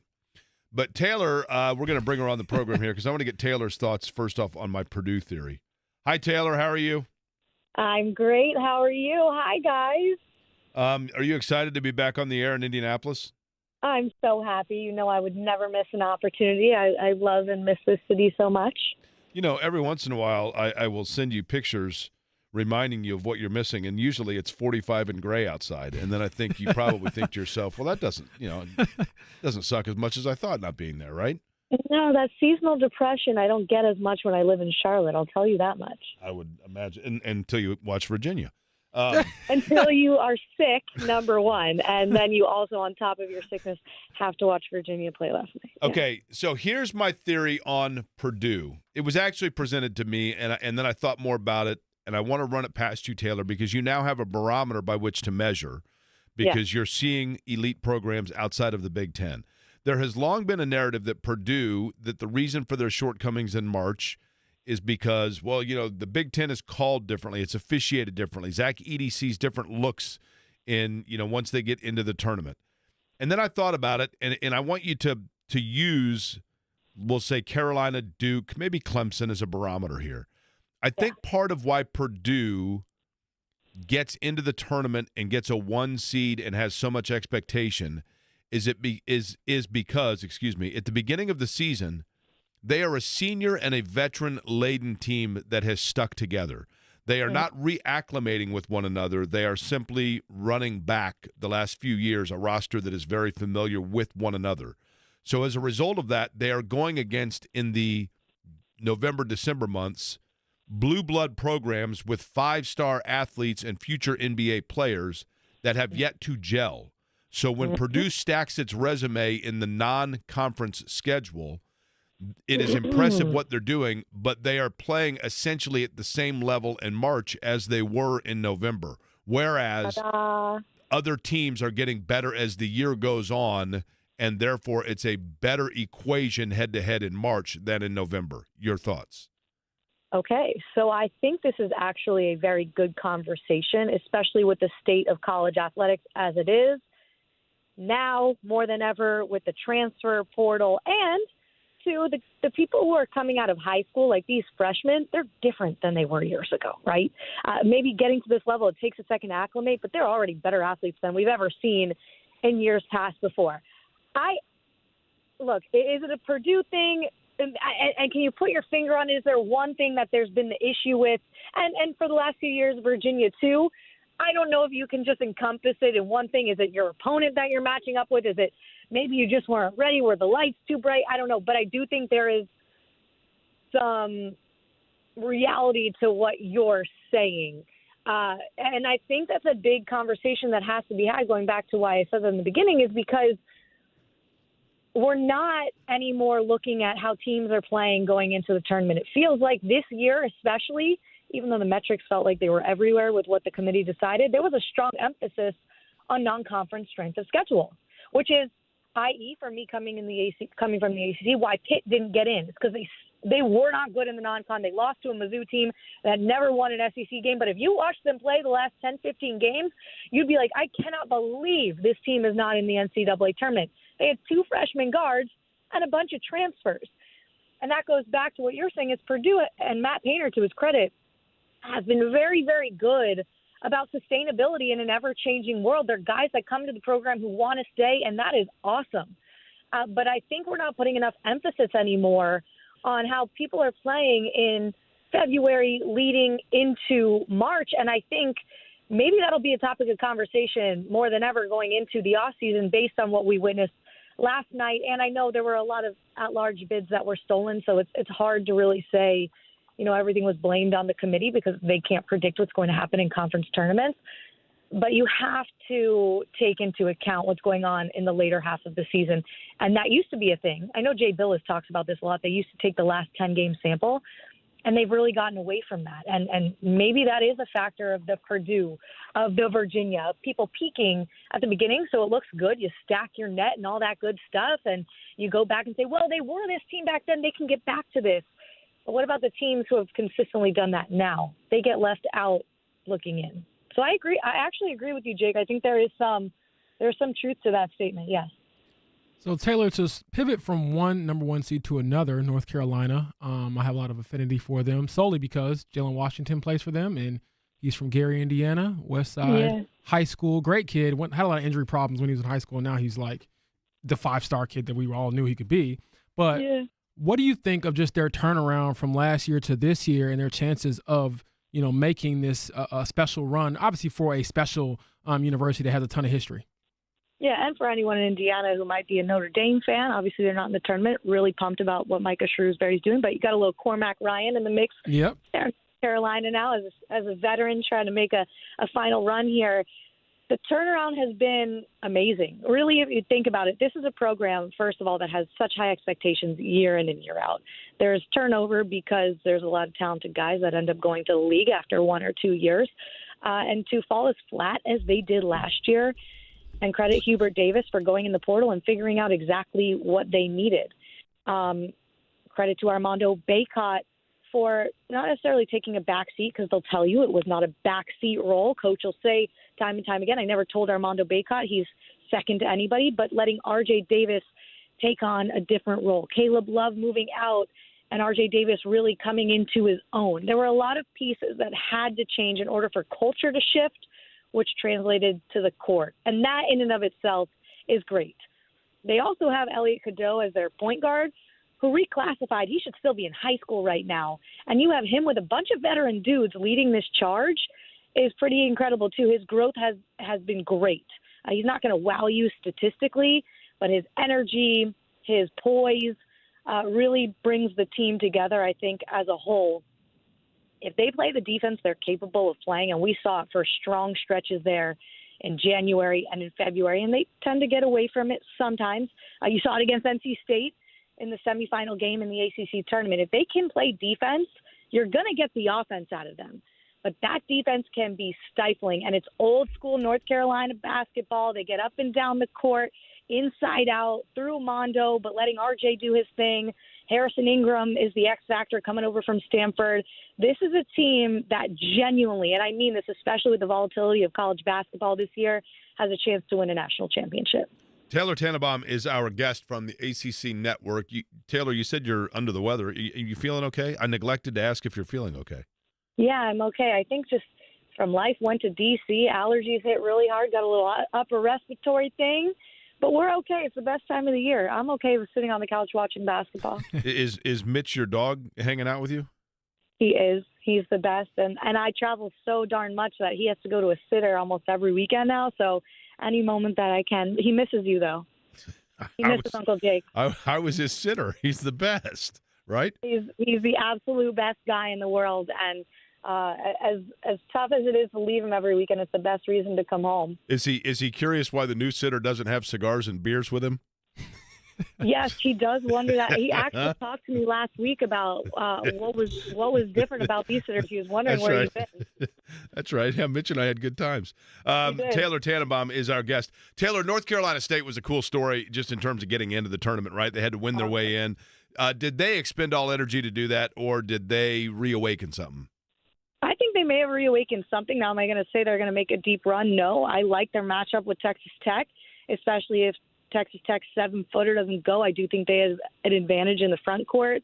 Well, people who haven't watched NC State, this camaraderie that they found in Washington, D.C. was very rare. Like, they were up and down all season. They had no consistency, and they all of a sudden found consistency in the conference tournament. I do think that'll translate because they really saw something in themselves and they had to pull through. Like what they went through only one other team in ever the history of the NCAA tournament since 1939 can say is UConn has gone through. So I think that brought them together. But making a deep run, I think, is going to be tough because how often can you really replicate that? They didn't have a 5-game win streak since 2021, but they put it together last week. So you're DJ Burns, though, Taylor, that dude is nice. Ooh, he can hoop. A matchup problem. He's 275, 6'9", and his feet are incredible. So I think between him and Mo Diarra and Ben Middlebrook spells them a little bit. They have a front court matchup, and if their guards can play together, Indianapolis, Jaden Taylor, he's a native, transferred from Butler to NC State to play. If they can put it together, they can win 1 or 2 games. And he's played well for them, right? Jaden has played really good. He really came on, I would say, in the last 10 games. He rolled his ankle the night before the ACC championship and pushed through it. So a lot of it, too, is health. Like Casey Morsell pulled something. Jaden Taylor tweaked something. DJ Horn was playing through a hip injury during the ACC tournament. Can they regroup enough and play on Thursday from making such a deep run on Sunday? I think they got a little something left in them, but I don't know that it's Sweet 16-esque. Taylor, I don't know if – I don't want to put you in a bad spot considering you're with ACC Network, and I was relatively unaware of this. Even though I'm a huge Clemson fan. And then I just saw again that apparently Clemson, are they filing a suit to try to get out of the contract that they signed to stay part of the ACC? Where do things stand with that, and how just thoroughly confusing does the whirlwind of conference realignment continue to be? It's sad. Honestly, if you sit for a second and you think, and it's not just the ACC, it's anybody who's a fan of somebody probably has to adjust in some capacity this upcoming football season. And you're going to see matchups on your schedule that you think is non-conference that really counts towards your schedule now. It's very, very weird. So first and foremost, it's sad for people who haven't necessarily been following. I'm not a lawyer, so I'm still learning. But the basis of this is, look, if you look at the SEC, you look at the Big Ten, revenue-wise, they're head and shoulders above everybody in terms of television deals. And now with the new college football playoff agreement with ESPN and revenue distribution there, they're going to be making more money than the other, you can call them Big Two at this point, is ACC and Big 12, because obviously the Pac-12 is no longer. What ties the ACC together is something called the Grant of Rights. They signed it collectively as a conference in 2016. That holds them together, binds them with a TV deal with ESPN through 2036. So while all these other conferences are renegotiating television deals, the ACC has a deal set in place till 2036, which means that they start to fall behind as these other networks, argue billion-dollar deals and come to terms with new billion-dollar deals with networks along the way. So Clemson and Florida State feel like they are now challenging this grant of rights, because to leave, it's a $140 million fee. Plus, what the grant of rights is saying, the ACC is saying, the grant of rights is saying, that they owe all revenue to the conference. Even if they want to leave and pay $140, all revenue that Clemson makes till 2036 goes back to the ACC. They don't get to acquire any of that. So what Clemson and Florida State are arguing is the grant of rights. They're saying this is unfair. They're using a bunch of big words that obviously, if I try to say it off the top of my head, I couldn't necessarily say. They say, if I can try and find words, unconscionable and unenforceable, the exit fee and the amount they'd have to pay till 2036. So they're not necessarily saying today they're leaving the conference, but this is their first step in saying we'd like to explore our other options, because financially we're being held back, and it's going to in turn hurt our schools as a whole. And this is because Clemson and Florida State want to go to the Big Ten or the Big Ten and SEC respectively, or SEC and Big Ten respectively. Which way is it?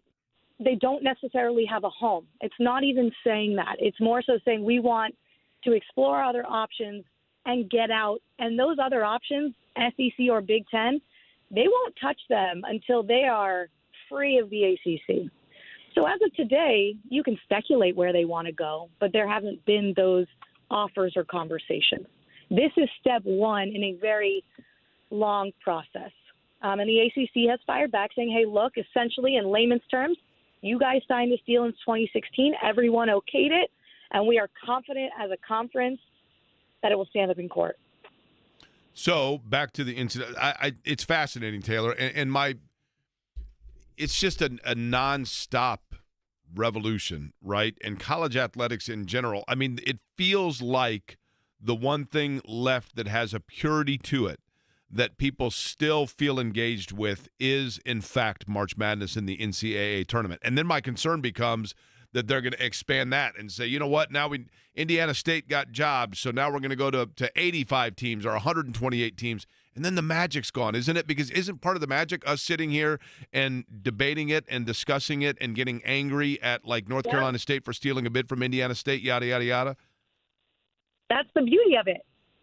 And it detracts from the purity. Like, you use the word purity, like, you wait for this moment all year, you anticipate, and it's an honor and privilege to be in. And it takes away from whole body of work too, which I think is a bit of a problem. It takes away conference tournaments. It waters down conference play if you just allow people in. Now, do I think it would be bad? I think we'd all still enjoy it, but it certainly changes what this is all about. And look, at the root of all of it is money. And the reason we love college athletics is its purity and its amateurism and the fact that it still is people playing because they love it. And I think we're starting to see that shift. You definitely see it in football and basketball a little bit now too. Speaking of basketball, I want to pivot to the women's tournament for a little bit. I got a chance to see Hannah Hidalgo a few weeks ago. They played Georgia Tech up in South Bend, and yes. I mean, not Georgia Tech. I'm sorry, it was Virginia Tech, but yes, it was incredible. So, what do you think of her play in just the overall, I guess, tournament and just how many, I guess, individualized stars they have on the women's side? Because if I'm being honest, I can't name 15 men's players this year, probably. I can name 15 women because I see them everywhere. How cool is that? I'm sitting here in my sweatshirt that on the back says everyone watches women's sports. If you build it, they'll come. And if you put it in front of people, they'll watch. And it's a credit to the women who have fought for it and stuck through it and continue to do what they do. And to the men, too, who have decided, you know what, let me pay attention and actually invest in this as well. There are a lot of stars because the basketball is very pure. It's good. And there's personality, man. Hannah Hidalgo, if you ever watched her play for Notre Dame, she's a freshman, but, man, she fights in her defense, and she leads the nation in steals. And, obviously, Niele Ivey, the coach there at Notre Dame, obviously played for the Fever, and she's Indiana through and through. She's just a personality, and she's young, and she's fun, and you want to root for somebody like that. There's just those storylines that you can really get involved in. The ACC, obviously, from this perspective, tied with the SEC for 8 most teams in the NCAA tournament, which is awesome. You obviously have the Caitlin Clark factor. Cannot wait to come to a Fever game this summer. It's going to be so exciting. I'm definitely coming back for one.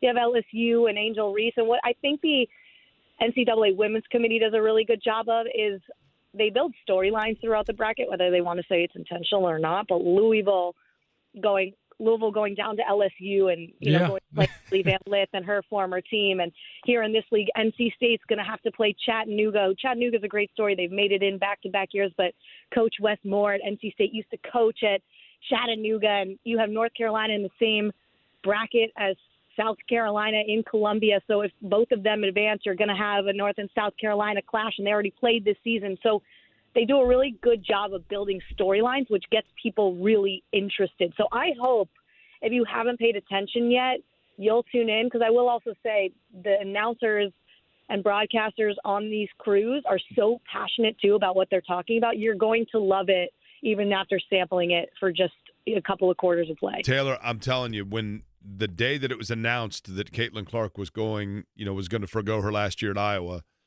I was telling anybody that would listen, including on this radio show, which is like a total of 14, 15 people, that this is going to be huge. I mean, her coming to Indianapolis for professional sports is, to me, it is one of the 5 most anticipated draft picks professionally in the city of Indianapolis of the last 30 years. I mean, I'm not trying to oversell it. Am I wrong? I think it's huge, not just for sports fans, but for young girls in Indiana, but across the board, and for like businesses along I-74 between Iowa and Indiana because it's going to be massive.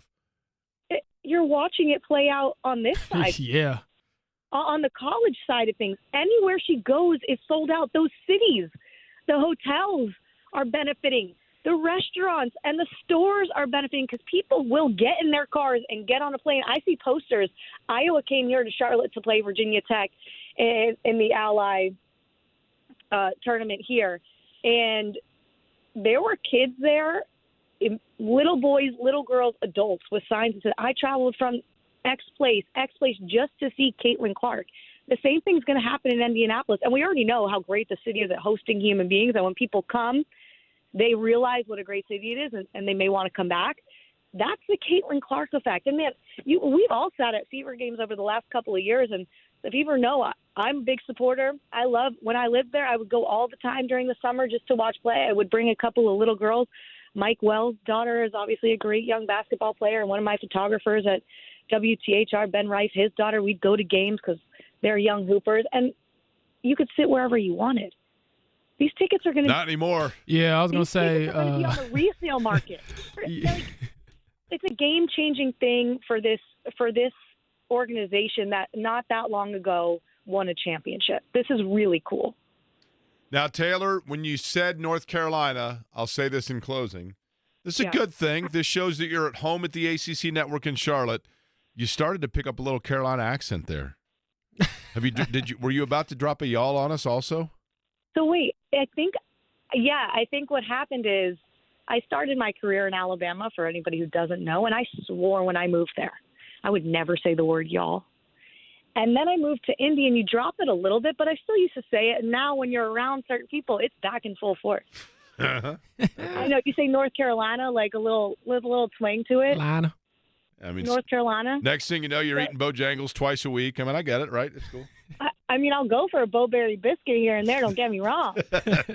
All right, fair enough. I'm still not on the sweet tea train, though. Well, just so you know, your dog Mitch doesn't like sweet tea, but he loves a second beer, but cut him off before the third. He gets a little unruly, okay? I knew it. I knew that third beer was a problem. That's why he likes when I dog sat, okay? All right, Taylor Tannebaum, ACC Network, again, a host of teams from the ACC, Duke, North Carolina State, Clemson, North Carolina, all in the big dance. Always a pleasure, Taylor. Appreciate the time. Thanks, guys. I look forward to seeing you in person soon. I'm coming for the 500. You can bet on it. Oh, well, you know what? I'll be there. We'll see you at the track. How's that? I'm coming to your perch. Don't worry. All right. Well, you are more than welcome to be there. Taylor Tannebaum joining us from the ACC Network. Okay, we have concert tickets to give away, Eddie, right? Not just numbers, but concert tickets, right? Correct. Concert tickets here. Adamant. I got a question for you. Okay. What am I holding up before you? A shoe. Okay. How many? A shoe. If I added another one, I would have what? Shoes. How many? 2. Right. 2 shoes, as in adamant. Goody 2 shoes. He is going to be at a week from, I believe, tonight, right? He's going to be at Old National? Si, along senor. with the English Beat. And so Yes, we have tickets sir. to give away. We Yes, have how many sir, to give we do. away? 2 pairs. 2 pairs to give away, and we're going to do that how? We will do that via caller. Lines are lighting up already. 317-239-1070. Good sir, what would you like the numbers to be? Or do we let James pick? James, what numbers would you like? One of them has to be 2 for Goody 2 shoes since it's adamant. Okay. 2 and 9. 2 and color number 9. I don't know if I can count that high. Number 9. I hope Number you can. 9. We'll just go to 5 and then 4. We only have 5 lines, so you go 5 and then the 4. You see what I'm saying? Yeah. Callers 2 and 9. You are on your way to see Adamant and as well the English Beat at Old National 1 week from tonight. We'll come back. We will continue the discussion. Get back into some of the things that James unearthed yesterday about Tyrese Haliburton next. Jefferson Shreve stepped up to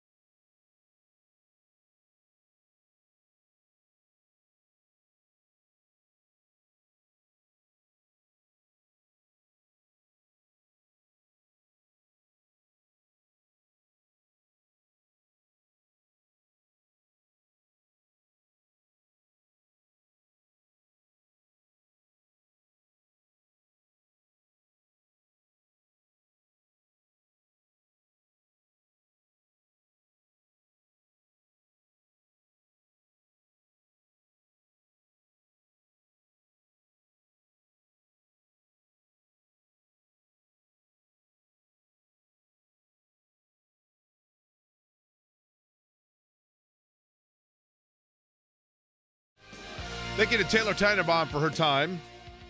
Halfway through the 2 o'clock hour here. If you're just joining us, where have you been? My name is Jake Query. Eddie Garrison is flying the controls for us, and James Boyd of The Athletic is filling in for the degenerate Jimmy Cook, who... I don't know if he's missing for degenerate behavior. Oh, yeah, he is. He's in Vegas. Come on now. Yeah, that's true. And what's going on? What's going on, James? Come on now. That's true. That's true. Las Vegas is so cool, though, because there's just no hours to the day. I like Vegas. I get, and I don't even bet. I don't drink, but I like that everything is open, and I can just go and get food. That's great exactly food correct. at any time of the day. That is exactly correct. I mean, you can just, you know what I mean?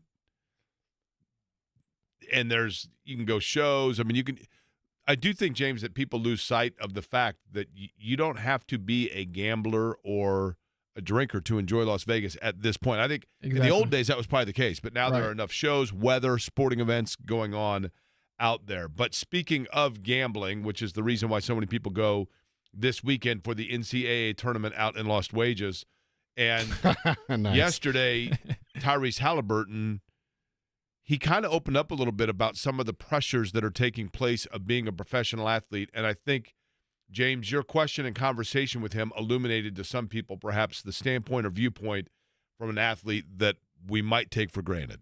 Yeah, and to briefly recap, I asked him about his mental health recovery after games. So I'm always curious about that kind of stuff because we talk so much about the physical. Oh, I get an ice bath or I get a massage or I get this. But I'm like, what do you do when you're in a rut and you need to unplug? And he mentioned that he talks to a sports psychologist, also talks to, obviously, his loved ones, teammates, coaches, all those things. But he was saying, like, one of the things that's kind of consumed his social media is the sports betting and how if he doesn't maybe, hit a certain number of threes or having a certain number of assists, his social media will reflect a lot of people who are mad that they bet money on him or on the Pacers and they weren't able to capitalize on that. Now, the obvious thing would be, why would, if you have money that you lost that you couldn't control, that's your fault, not like the athlete. Let's start there. But I thought it was very interesting just because of not only, obviously betting's been around since sports has been around, but just the prevalence of it, which you alluded to earlier with Dustin Dopirak, Indy Star, where, maybe you can speak more of this, but even there will not be a player or athlete from here on out that doesn't grow up in this world where you can bet on your phone. And even with some of the people who got in trouble with the NFL as far as hey, this guy got tagged for gambling on stuff. If you notice, it's never, granted, the entire NFL is usually younger people, but it's never really like some veteran. It's like a guy who's a couple years removed from college where they were just doing it not too long ago. And I think now it's just, you can just do it on your phone. James, let me tell you the thing that is going to be interesting, okay? We are entering into, with any sort of rule or law or new proposal or new initiative, things become blurred once you have people around it that have never known anything but that, okay? That's fair, yeah. And players in the NBA right now, look, gambling's been around since the beginning of time. Right. We know that, right? But in terms of people that are in their 40s, 50s, 60s, while they have been doing pull tabs and bookie bets since the beginning of time, the ability to outwardly, openly, and legally get on their phone at any time while they're watching a guy on the plate during a Dodgers-Angels game and be able to instantaneously bet on what's going to happen on the next pitch, that is still a wide-eyed concept to a lot of people because it's like, man, I just can't fathom that. But when you get players starting to get into the NBA or the NFL or Major League Baseball that have never known a world other than that, then it normalizes and desensitizes to them the actual implication of action. Right. And so, therefore, you're going to have guys that are getting in. And while now a Tyrese Haliburton is going, look, this is all new territory to me, and it's a little bit uncomfortable. And I applaud him for speaking out about the tenuous nature of relationship between fan and player when there is financial implication involved. Right. But when you start getting guys in another 5 or 10 years that have never known anything other than that, then you start getting into the blurry area of right now a player is like, I just know definitively I can't get involved in that muckety-muck because those were the rules that were put in place. But when you start getting guys playing that are like, I mean, the rules are put in place, but it's always been this way. This has always been around. I saw people doing this in middle school, and you weren't supposed to do it unless you're 18. So what's it matter if I take a little side cash from a guy on the game tonight? That's where it gets tricky, right? Yeah, I think you hit it right on the head where we're going in a direction where the ramifications or the first big scandal will have us looking at the steps it took to get there, or maybe not having the guardrails in place. And I get it. You don't see these mega contracts. You don't see these huge deals without the money that's been infused by gambling. And to some people, it feels like Tyrese and other athletes are talking out of two sides of their mouths, where it's like, wait a second. You only got this Supermax deal that can pay you up to $240 million because of the bets that we place on this league and on you. So in a way, we are the reason that you're in this position. Right. But and I'll add that Tyrese wasn't just saying this. This was a longer thing about how he's in the shooting slump. He's trying to get through it. And it was kind of like this tangent thing, but I think that that's the part that everyone latched onto because it's fascinating. And it's a discussion that few athletes have ever really talked about openly. Because I've talked to Colts players about this, talked to different Pacers players about this in recent years where they're like, I see some things on guys' phones and it's like, whoa, they said that to you? Just because you didn't grab your 10th rebound or something like that? Like, it's rough stuff that you have to deal with. And I think that anyone who doesn't work in a public eye, and I feel it not to this degree at all, but there is something to be said about working a job where the entire world can criticize what you do. And everyone acts like it's so easy. Oh, I could do it for this amount of money. Yes, a lot of people could. I would volunteer right now to change my financial, status with a lot of athletes for sure. But I think the scale of it, a lot of people cannot really comprehend when you're just slammed after a game with literally thousands of people DMing you or tagging you or commenting. And I get it. Everyone just says, get off social media. But just like you said, you grow up in this era where sports betting is going to become synonymous with sports. And then also you're growing up in an era where social media is synonymous with life. It's what people do. So it's very simple for my dad, who's 63 going on 64, to say, oh, just get off social media. Because it's never been a part of his life like that. But when you tell a 17-year-old that, or 18-year-old, or young 22-year-old or 24-year-old like Tyrese, just get off your phone. Just get off your phone. It's easy. It's not as simple as you think it is. And so I think what he was talking about was fascinating stuff. I don't know if there's like this, 100% correct answer to all of this, but there is some nuance there. And like most conversations around these topics, people don't like nuance. It's like, go out there and perform because I bet money on you. And the last thing I'll say is a lot of people are not betting,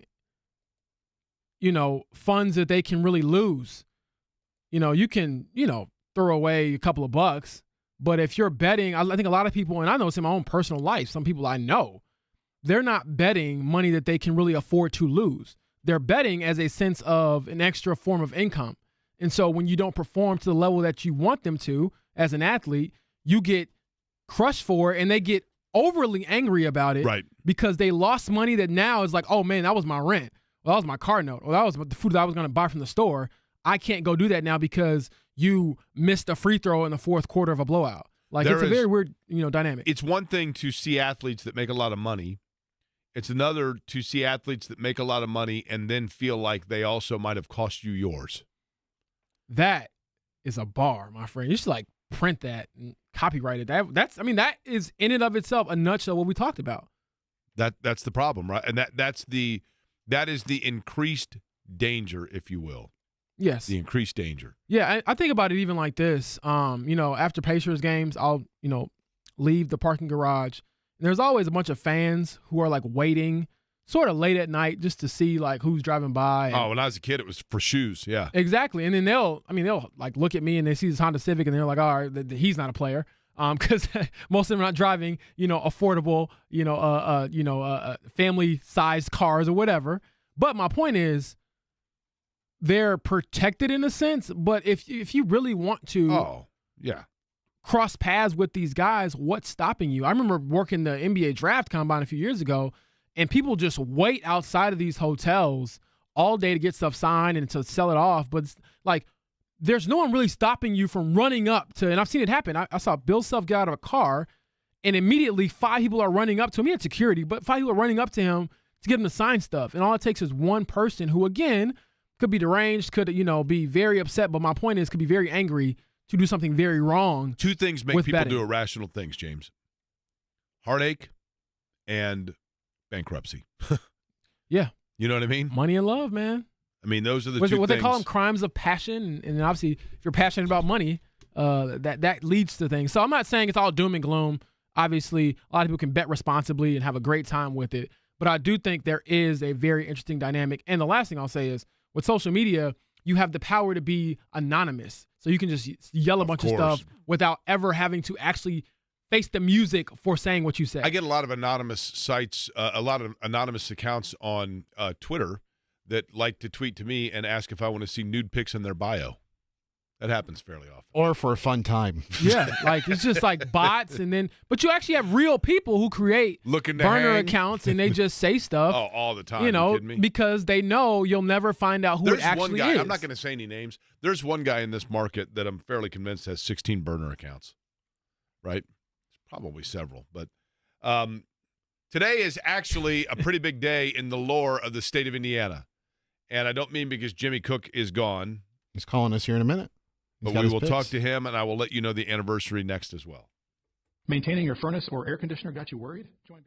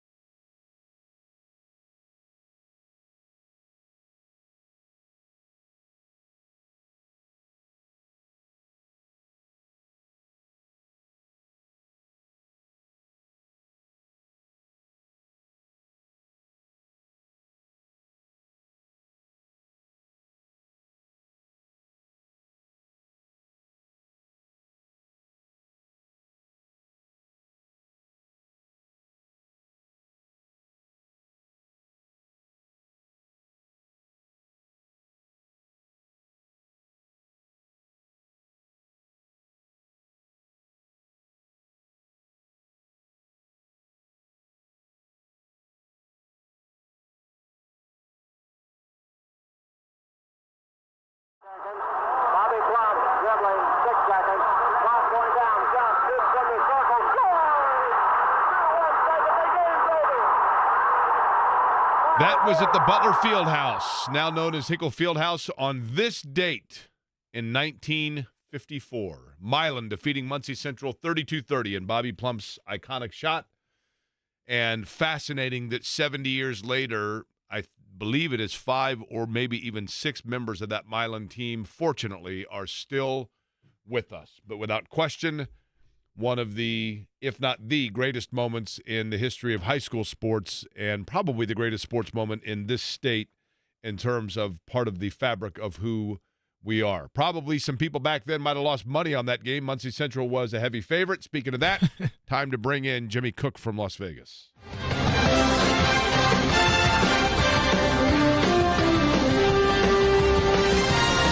The Jay Cook Plays of the Day. This is me, all right? I'm not a athlete. This is my way. This is how I win. All right, Jimmy, you got to Vegas yesterday with your buddies. Anybody puke last night? No puking. No puking to this point, Jake. By the way, you know I'm kind of on vacation, so I'm not listening to the whole show, but our motto is to educate and entertain. To get reminded of the Milan Miracle anniversary today, that's why you come to Crean Company, right there. That's why you come be a part of the show. You know, this state should talk about that game more often. Okay, so Jimmy, what are your plays here in terms of the plays of the day? Today's plays of the day, we're going to scoop. That means we're taking points tonight, Jake. Grambling is 4-point underdogs when I place this wager tonight against Montana State in their play-in matchup. They're 4.5 right now. Most places you'll grab that. We're scooping 4 with Grambling. And then in the nightcap, Colorado and Boise State. We'll take Colorado on the money line. That was minus 140 when I placed that. I think it's minus 170 at most of the popular sports books now in Indy. I was told Eddie doesn't have any plays, so I will – any follow-up questions you have are perfectly fine. But, Jake, I'll leave you with this, and I'm sure you touched on it to start the show. John will appreciate this as well. If the committee needed any reason to feel shameful, just rewatch that Virginia game last night and tell me Indiana State shouldn't have been in the field. Brutal. I mean, that was brutal, right? And I would imagine the only thing that would have made that game worth watching would have been being a sports book in Vegas, drinking beers, watching it. You watched games last night from which place, Jimmy? So I was the loser that went with the connecting flight. So I got in as that game landed. So I was on the Jay Cook Sportsbook on the iPad watching that game, Jake. I was did not get to experience the full sportsbook atmosphere. Jimmy, the losers are the ones that actually got early enough to watch the whole thing. Right? Okay, so where are you right now on the Strip? Where are you right now? So currently I'm at Caesars Sportsbook at the Hera, right across from the Link. I told you, man. We're staying at Treasure Island. So that's where I'll losing those wagers. That is – I'm telling you, Jimmy, it's exactly – you are following the lead well because I told you, Mike, man, that is a great sports book in there. Now, the weather has been what so far? Oh, look, I hate this, right? I hate to have to be the one to do it because I hate when guests do it. 71, perfect, no humidity. It is spectacular. I'm hoping to bring some of that weather with me when I come back on Saturday. Now, just so you know, Jimmy, that's not the real Caesars Palace, but – that entire place and the fact that you had to go a civic block to go from one casino to the next, just remember what I always tell you, my man. None of that was built on people winning, okay? But they were built on the money I'm leaving behind. I understand that's that. Right. Any sign of peaches? Oh, yeah. Any sign of peaches from J&V? No crossing paths with peaches. Have not seen her. I would say that's probably plus 20,000, the odds that I cross paths with. We need a report on the fuzz, if so. Okay, Jimmy, we'll talk to you tomorrow, right? Sounds like a plan, guys. All Enjoy it. James, hope you're doing well. Jimmy Cook out in Las Vegas. J&V, by the way, is at back 9, so your chance if you were down on the south side, fabulous. Golf driving range, great views of downtown, plenty of great food and drink, and your chance to listen to John. That is going to be next. James, appreciate it. You're back tomorrow, right? Yes, sir. We are back right at it. We have the rest of the numbers to give away beginning of the show tomorrow, so we look forward to it. Thanks for listening to Aquarian Company.